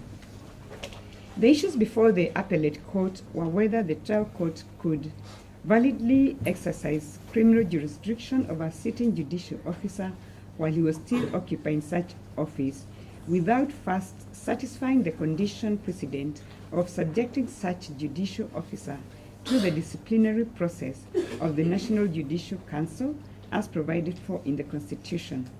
A second issue was whether, in view of the constitutionally guaranteed doctrine of the independence of the judiciary, the trial court was right in reaching the conclusion that the executive arm of government could directly prosecute a sitting judicial officer without following due process as provided for in the Constitution by first referring the matter by way of petition to the National Judicial Council.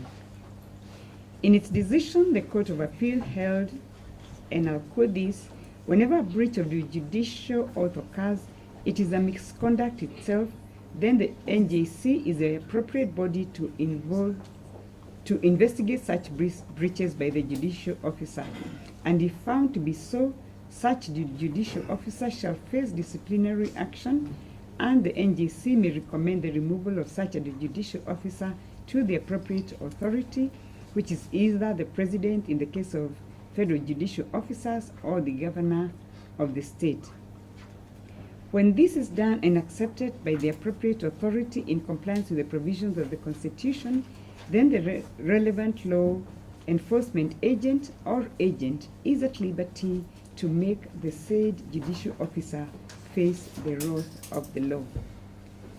And we have quoted further the case of Ganjiwa, where the court again says there cannot be any nascent democracy if judicial officers are placed in a precarious situation where they are exposed to potential intimidation, threats, harassment, or incessant arrest for any alleged act or conduct carried out in discharging their judicial functions, or an allegation of official misconduct without following due process.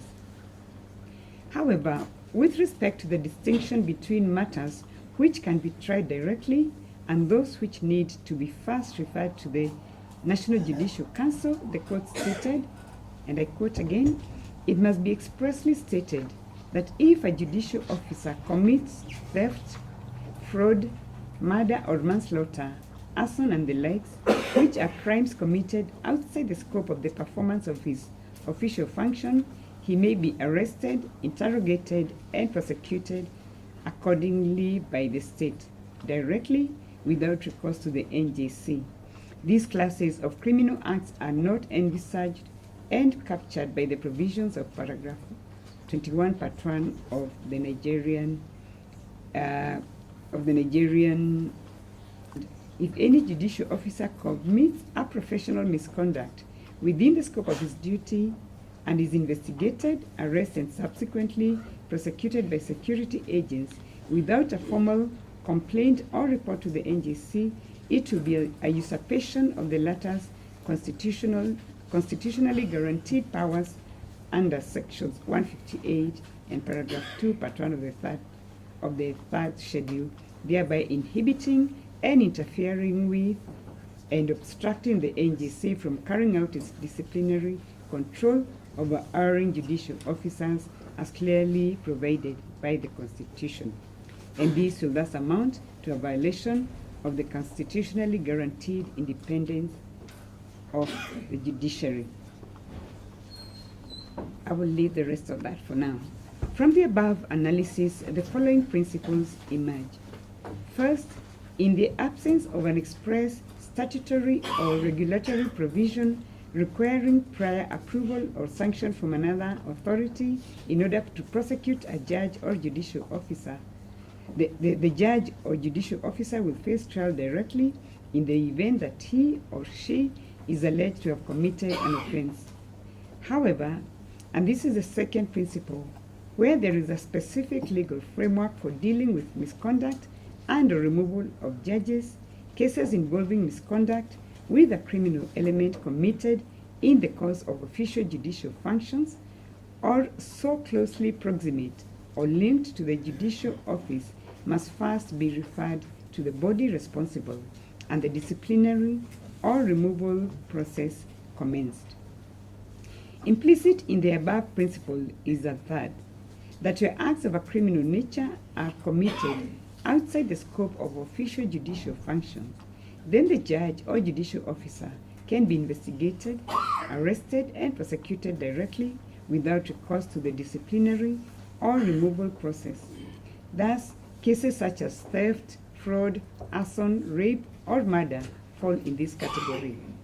A judicial officer or superior court judge against whom charges in respect of such offenses is made must face trial directly, and the court will not interfere with the mandate of the prosecutorial authorities.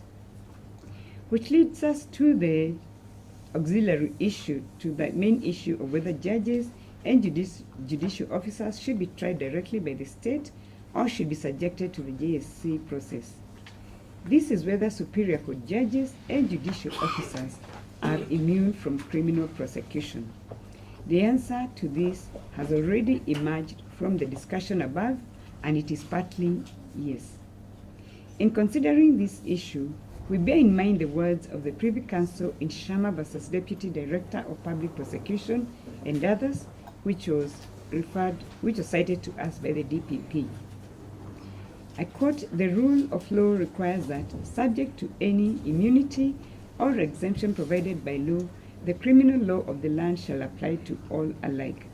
A person is not to be singled out for adverse treatment because he or she holds a high and dignified office of state, but nor can the holding of such an office excuse conduct which would lead to the prosecution of one not holding such an office.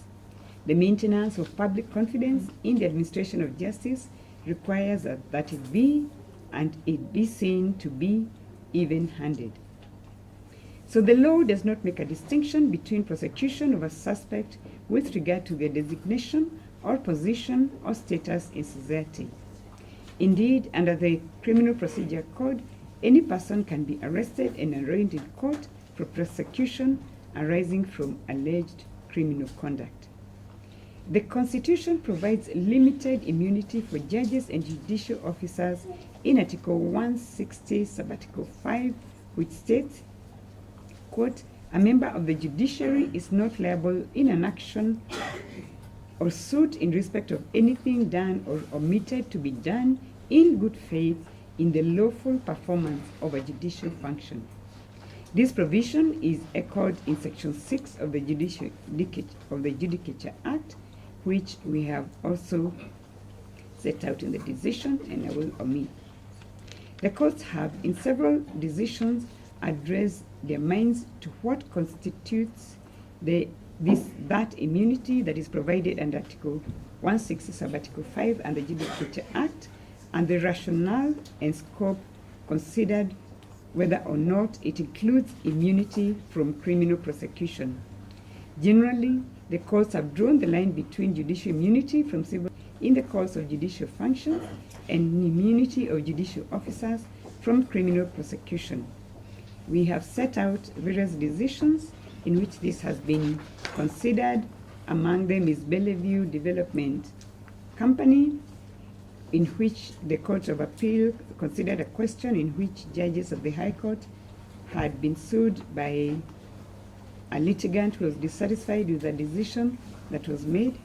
We have also considered the decision in Michael Osundwa Sakwa, again in which the court considered the question of immunity of judges as provided under those sections. And we have found that our courts have held that the judicial immunity does not shield a judicial officer from criminal prosecution. The court was confronted with this question directly in the case of El-Kindi versus Director of Public Prosecution, and in a lengthy decision in that case, in which the court considered various authorities from various jurisdictions, the court came to the conclusion that a judicial officer or a judge does not have any immunity from criminal prosecutions. And it also found that there's some justification from the immunity. But its conclusion at paragraph 38 was that, thus, where an impropriety has been committed of the nature of criminal conduct, which may include violation of law or breach of court rules or abuse of office or interfering with the flow of justice, then such immunity cannot stand. Arising from the above precedents, it is our conclusion that a superior court judge or a judicial officer does not enjoy any privilege or immunity for criminal actions committed either within the scope of their duty as judicial officers or in their personal capacity. We note, however, that the petitioner does not claim any sort of immunity from prosecution, and we accordingly need not say more on this point. The findings of the court set out above with respect to the question of judicial immunity, as well as the principles culled earlier from decisions in other jurisdictions, point to the practice in Kenya as tending towards the practice adopted in the Nigerian case of Gajiwa, which I've cited earlier. This is that where there is a specific legal framework for dealing with misconduct and or removal of judges, cases involving misconduct with a criminal element committed in the course of official judicial function or which are so inextricably connected with the office or status of a judge that they perforce must be deemed to be official misconduct, must first be referred to the body responsible and the disciplinary or removal process commenced. However, if acts of a criminal nature are committed outside the scope of judicial function, the judge or judicial officer can be investigated, arrested, and prosecuted directly without recourse to the disciplinary or removal process. Accordingly, senior officers, serious offenses such as theft, fraud, arson, rape, or murder fall in this latter category.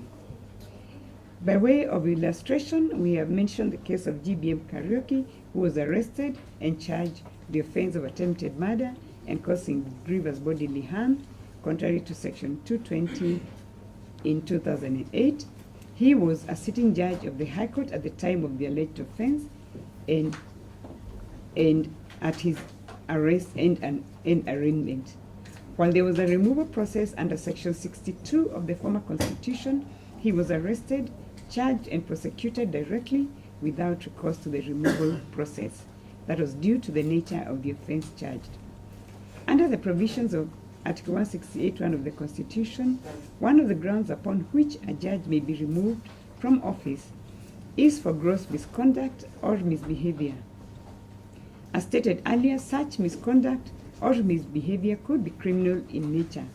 Yet, because proceedings triggered under Article 168(2) can lead to the removal of the judge, allegations of misconduct within the scope of duty or which otherwise amount to official misconduct must first be processed by the JSC.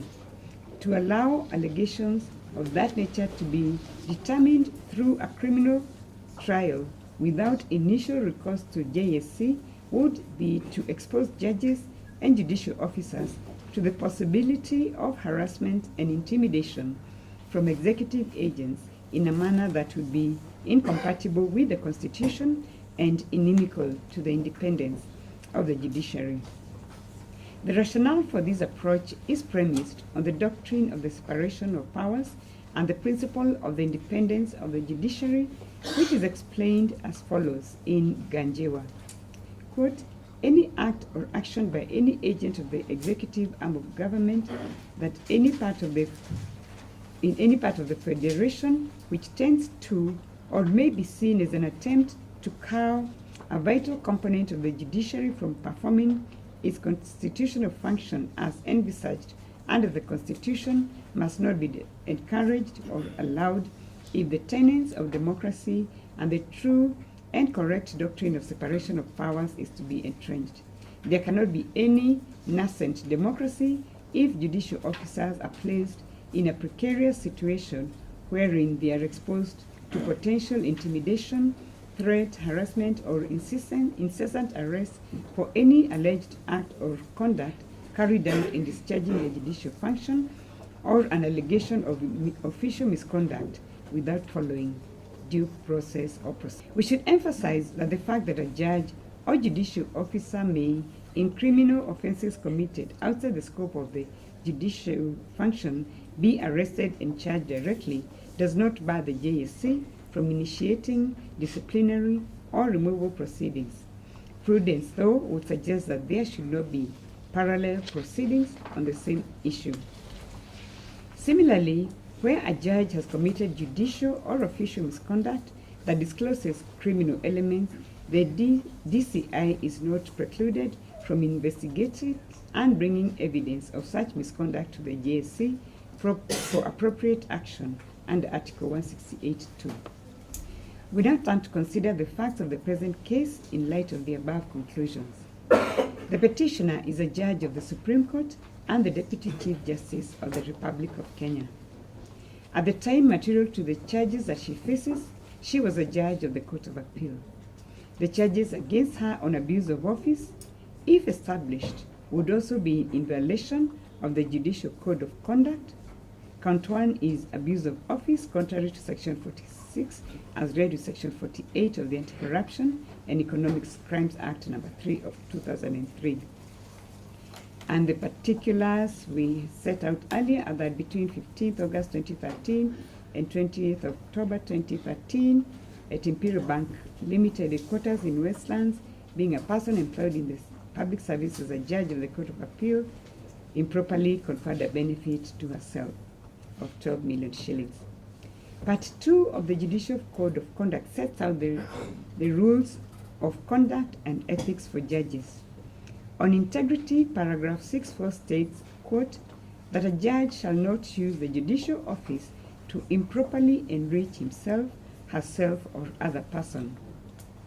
Paragraph 7 on propriety, as far as is relevant for present purposes, provides at paragraph 7(2) and 7(11) that, quote, a judge shall avoid impropriety and the appearance of impropriety in all of the judge's activities, and 11 states, a judge shall refrain from financial and business dealings that tend to reflect adversely on the judge's impartiality, interfere with the proper performance of judicial functions, exploit the judicial office, or involve the judge in transactions with lawyers and other persons likely to come before the court on which the judge serves. Paragraph 10 of the Code, which is titled Accountability and Prohibition Against Corrupt Practices, states at paragraph 2 and 3 that, again, quote, a judge or any member of the judge's family shall neither ask for nor accept any bribe, gift, loan, hospitality, advantage, privilege, or favor in relation to anything done or to be done or omitted to be done by the judge in connection with the performance of judicial duties, or which might reasonably be perceived as being intended to influence the performance of judicial duties. Paragraph 3, a judge shall maintain an honest and impeccable conduct in and out of court, whether in official or private capacity, and shall at all times uphold the dignity and integrity of the judiciary to enhance confidence of the public, the legal profession, and litigants. To the vexing question, is count 1 a matter? Is count 1 facing the petitioner a matter for which prosecution against the petitioner can be commenced directly without recourse to JSC? Looking at the charge sheet, the allegation is in respect to conferment of a personal benefit to the petitioner. It is also an allegation that it was improperly conferred on her in abuse of the office she held. Abuse of office by a judge or judicial officer can be committed within or outside the scope of judicial function. For instance, a judge or judicial officer may, in the course of proceedings before the court, seek to obtain an improper advantage from one of the parties in order to determine a matter in a particular way. At other times, the improper benefit would not be directly related to the performance of his or her judicial duties. However, by its very nature, the offense of abuse of office presupposes that the person is improperly using or misusing his or her public office or status to obtain a benefit. The commission of the offense is intertwined with use, abuse, if you like, of the public office. Even when committed outside the ordinary scope of duty, the offense has to be deemed to be official misconduct because it relates to an advantage obtained by virtue of the person's official as opposed to personal capacity. In that case, abuse of office, which is also frowned upon by the Judicial Code of Conduct, must, in the first instance, be referred to the JSC. At count 2, it is alleged that on 12 January 2013, at IBL headquarters, jointly with the interested party and with intent to defraud, induce Mohammed Ahmed Mohammed to execute a discharge of charge for these properties 02 and 09 being securities for a loan of Kenya shillings 2 million granted to her on the pretext that a substitute security over LR number 37341129 would be provided, and these are the particulars that are said to form the basis of the charge of obtaining execution of a security by false pretenses, contrary to section 314 of the Penal Code. From the particulars, it can be gleaned that the offense is alleged to have been committed within the context of a customer-banker relationship.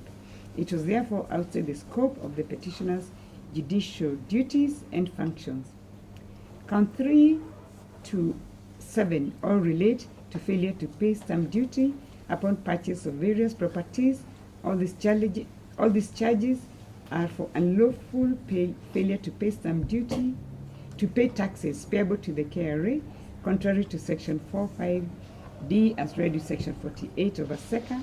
The charges have no link or connection with the petitioner's judicial functions, and the same can be said with respect to counts 8, 10, and 11, which are charges of forgery, contrary to section 345 as read with section 349 of the Penal Code. However, as we found earlier in this judgment, there is no legal foundation for preferring all the charges touching on non-payment of stamp duty and forgery against the petitioner. And I will now call upon my sister Justice Omondi to conclude this judgment. Substantive orders in respect of the interested party. The core issue that we must address our minds to in respect of the interested party is whether an interested party who has not filed a separate petition but has been joined as such by the petitioner can benefit from the orders sought in the petition, or can seek reliefs different from those sought by the petitioner. We have also set out elsewhere in this judgment the prayers that the interested party seeks from this court. The interested party seeks to persuade us that we can issue the orders that he seeks in his affidavit in support of the petition. He relies on Article 159, Subarticle 2D of the Constitution, which requires that justice be administered without undue regard to the procedural technicalities, as well as Article 22, Subarticle 3B, whose provisions we have set out. The interested party also relies in support on the Mutunga rules, which are made pursuant to Article 22, Subarticle 3. He submits that he elected to support the petition and filed an application dated 29th August 2018, seeking to have the interim orders issued in favor of the petitioner extend to him, which was not opposed by the respondents and was allowed by the court. He contends that filing an application to be joined as a co-petitioner would lead to absurdities, as the petitioner would be compelled to amend the petition to accommodate him as a new party. His position is that a party who is already joined in the petition as an interested party need not file a separate petition to raise issues that can be legitimately addressed within the existing petition. He cites the decision in Kenya Medical Laboratory Technicians and the Technologies Board versus the Attorney General in support of this contention. The DPP, DCI, and AG counter that the interested party sought to introduce a case outside the four corners of the petition, which an interested party cannot do. That in any event, Article 159, Subarticle 2D cannot be construed as permitting a claim on the basis of a replying affidavit, and the interested party should have filed a cross petition. To determine the question of what reliefs an interested party is entitled to, we consider first his or her place in a constitutional petition. This question has been addressed in various cases in our jurisdiction. First, however, we note that Black's Law Dictionary, the 9th edition, defines an interested party as a party who has a recognizable stake and therefore standing in the matter. Secondly, Rule 7 of the Mutunga Rules contains the substantive provisions with respect to joinder of an interested party, while Rule 2 defines an interested party as follows, and I quote, "A person or entity that has an identifiable stake or legal interest or duty in the proceedings before the court, but is not a party to the proceedings or may not be directly involved in the litigation," end of quote. The interested party has referred us to the decision in Kenya Medical Laboratory Technicians, which I've already mentioned. The bottom line being that it is the mandate of the court that as far as possible, all matters in controversy between the parties should be completely and finally determined, and all multiplicities of legal proceedings concerning any of the matters be avoided. We've also cited the decision of Trusted Society of Human Rights with regard to the place of an interested party. However, in its ruling, the Supreme Court, dated 28th of January 2018, in Francis Karioko Muratetu and another, versus Republic and 5 others, the Supreme Court pronounced itself as follows. Therefore, in every case that some parties are enjoined as interested parties or not, the issues to be determined by the court will always remain the issues as presented by the principal parties or as framed by the court from the pleadings and submissions of the principal parties. An interested party may not frame its own fresh issues or introduce new issues for determination by the court. One of the principles for admission of an interested party is that such a party must demonstrate that he or she has a stake in the matter before the court. That stake cannot take the form of an altogether new issue to be introduced before the court, end of quote. And in its most recent decision touching on this issue, the Supreme Court in Methodist Church in Kenya versus Mohammed Fugicha was called upon to determine whether substantive orders could be granted in a matter where a cross petition has been introduced to a constitutional matter by way of an affidavit by an interested party. In its majority decision, the Supreme Court stated as follows, and the relevant part, we quoted it in extension, but the relevant part is, having carefully considered all arguments, we are of the opinion that any party seeking to join proceedings in any capacity must come to terms with the fact that the overriding interest or stake in any matter is that of the primary or principal parties before the court. The determination of any matter will always have a direct effect on the primary or principal parties. Third parties admitted as interested parties may only be remotely or indirectly affected, but the primary impact is on the parties that first moved the court. That is true more so in proceedings that were not commenced as public interest litigation. What emerges from the above decisions is that an interested party is a peripheral party and cannot introduce new issues for determination by the court. Further, that in determining the matters before it, the court will only consider the issues raised in the pleadings by the principal parties. This rule will be particularly unyielding when the matter before court is a private as opposed to a public interest claim. Notwithstanding that the interested party before us was joined in the matter from the outset by the petitioner, he is still only an interested party within the meaning ascribed to that phrase by the law and the judicial precedents which we have set out above. His joinder ab initio does not elevate his position in the matter.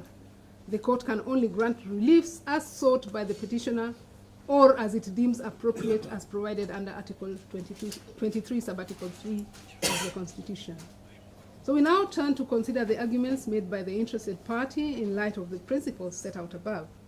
We note that the interested party supports the petitioner's case in several aspects. The first issue is whether the decision to prosecute is flowed right from the investigation process, which did not take into account the totality of the evidence. He contends in this regard that CP Mwatsefu, who was in charge of the investigations, claimed that by 8th August 2018, the DCI had completed investigations and submitted the file to the DPP. He points out that by that date, the police had not interviewed him and that they contacted him for the very first time on 27th of August 2018 when he was arrested. To demonstrate that the investigations were incomplete, the interested party refers to the statement of Julius Chege Macharia, an employee of KRA, who stated that the DCI asked KRA to undertake an investigation into the stamp duty question through a letter dated 9th August 2018. As a further demonstration that the investigations were incomplete, the interested party makes reference to the documents purported to support payment of stamp duty, which are alleged by KRA to be forgeries. This claim forms the substance of counts 8, 9, 13 in the charge sheet. The charges relate to alleged forgery of KRA stamp duty declaration, assessment, and pay-in slips, purporting them to be genuine and valid. He contends that no tax was assessed, and it is his argument that a statement recorded by an official of a KRA only after being prompted by the police does not constitute an assessment of unpaid tax. We understand the interested party to be arguing that an assessment and a formal audit needed to be done with notice to the taxpayer to establish whether the tax had been paid or not. With regard to the allegations that stamp duty was not paid, it is the interested party's contention that there is no evidence that the said slips were presented to KRA for scrutiny to confirm their authenticity. He asserts that in any event, the transfers were effected, and it is inconceivable that a transfer would be registered without payment of stamp duty. He further argues that it is not even alleged that there was an under-declaration of stamp duty payable. In his view, it is the duty of the collector of stamp duty and the registrar of titles to be satisfied that duty was paid before the documents were registered. The interested party also complains that the raid of his office, cutting away of documents, and his subsequent arrest was, quote, carried out with such great urgency and in such a synchronized, hurried manner, unquote, leaving him in a confused state. In this, we understand the interested party to be saying that he had the investigations not been carried out in haste, and if there had been adequate time to properly audit his documents to establish their authenticity, then the forgery charges would not have been preferred against him. We have already determined the question of non-payment of stamp duty and the allegation of forgery of the documents in relation thereto would not be laid at the feet of the petitioner, who is the principal party in this petition.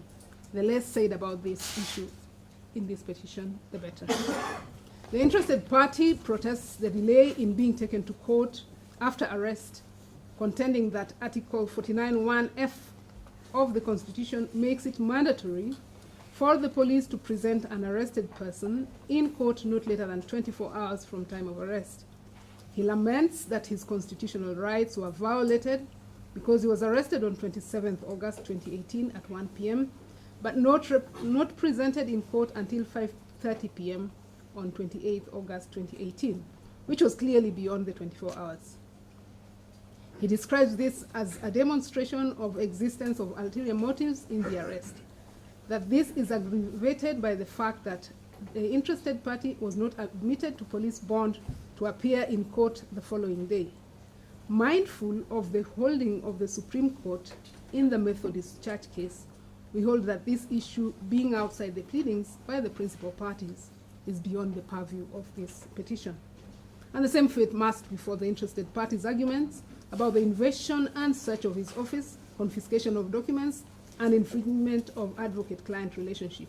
Accordingly, and guided by the binding decisions of the Supreme Court, it is our finding, and we so hold, that we are unable to grant any of the orders sought by the interested party in his affidavit in support of the petition. And our conclusion and disposition is as follows. This petition raised challenging questions relating to the manner in which allegations of criminal conduct against a sitting judge of a superior court should be addressed. The petitioner alleged that the manner in which she was dealt with by the respondents threatens not only her position as Deputy Chief Justice, but also the independence of the judiciary, balancing the competing challenges that require that the independence of the judiciary is protected, while endeavoring not to immunize judges and judicial officers from liability for criminal conduct is no mean feat. At the end of anxious deliberations on the issues, we have come to the following conclusions. No violation of Articles 27, 28, 47, and 50, Subarticle 2A, B, C, J, and K, as well as Article 157(11) of the Constitution with respect to the decision to prosecute the petitioner. 2, there was a factual and legal basis for the initiation of the charges in respect to counts 1 and 2 against the petitioner. 3, the charges were not defective for lack of a complainant, as the Republic, through the National Police Service, is a proper complainant. 4, there was no factual or legal basis for initiation of the prosecution of the petitioner on counts 3, 4, 5, 6, 7, 8, 9, 11, and 12. 5, the media coverage of the investigations, arrest, and intended prosecution did not affect the petitioner's right to a fair trial, nor infringe on her right to dignity. 6, the decision of the DPP to prosecute the petitioner was not taken in contravention of Article 157(11) and was not tainted by any irrationality or unreasonableness. 7, judicial immunity does not shield a judicial officer from criminal prosecution. 8, acts of a criminal nature committed outside the scope of official judicial function may be investigated and the judicial officer arrested and prosecuted directly without recourse to the disciplinary or removal process. 9, while the DCI is not precluded from investigating criminal misconduct of judges, there is a specific constitutional and legal framework for dealing with misconduct and or removal of judges. Consequently, cases of misconduct with a criminal element committed in the course of official judicial functions or which are so inextricably connected with the office or status of a judge shall be referred to the JSC in the first instance. 10, the offense of abuse of office in count 1 of the charges against the petitioner may amount to official misconduct as it relates to an alleged advantage obtained by virtue of her office as a judge of the Court of Appeal, and if proved, is in breach of the Judicial Code of Conduct and ought in the first instance to have been referred to JSC. 11, count 2 of the charges relates to obtaining of execution of a security by false pretenses, contrary to section 314 of the Penal Code. The circumstances were outside the scope of the petitioner's judicial duties and functions, and it could therefore be tried directly without recourse to JSC. But having found, however, that the DCI illegally obtained evidence against the petitioner by gaining access to her accounts with IBL through the use of a court order that had no bearing on her accounts, and having found that the DCI thereby misrepresented facts and misused the court order, we have come to the conclusion that the prosecution against the petitioner cannot proceed. For this limited reason, we allow the petition and grant the following orders. A declaration be and is hereby issued that the evidence underpinning the intended prosecution of the petitioner in Nairobi Chief Magistrate Court, ACC Criminal number 38 of 2018, Republic versus Philomena Mwilu and Stanley Muluvi Kima, was illegally obtained in a manner that was detrimental to the administration of justice. B, an order of certiorari be and is hereby issued to quash the criminal proceedings in Nairobi Chief Magistrate's Court, case number 38 of 2018, already referred to. In view of our findings with respect to the peripheral role that the interested party plays in a constitutional petition, we are unable to issue any orders in respect of the interested party. Each party shall bear its own costs of the petition. And may I thank each one of you for your diligence, for your in-depth research, which was very, very useful to each one of us, and for your patience. Thank you very much indeed. Oh, sorry. Then please the court, please. We have cases that the court dismissed all the challenges concerning the conduct of the DPP. However, with due respect to the court, wish to apply for certified copies of the proceedings to a copy of the appeal. Thank you.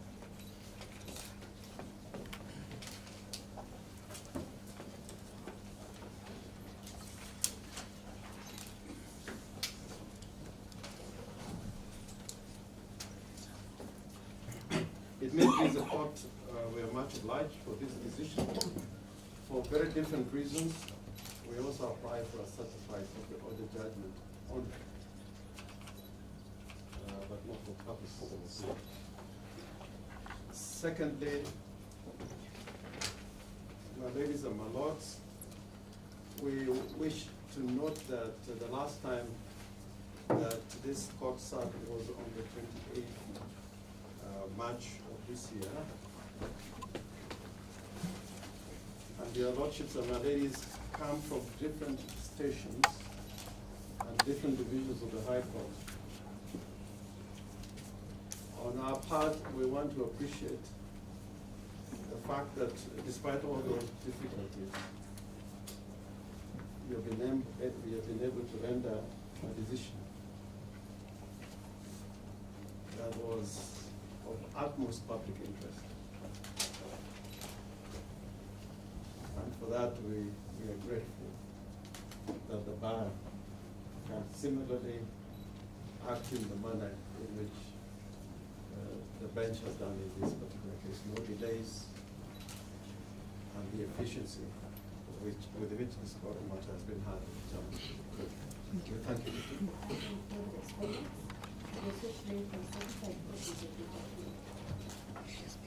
Some aspect of the Constitution. We appreciate that that's what democracy is all about. Yes, we want to thank you. The orders that have been granted. Therefore, we apply to get certified copies of the proceedings for us to consider the next course of action. Our client is out on bond up to 4th of June. We apply that similar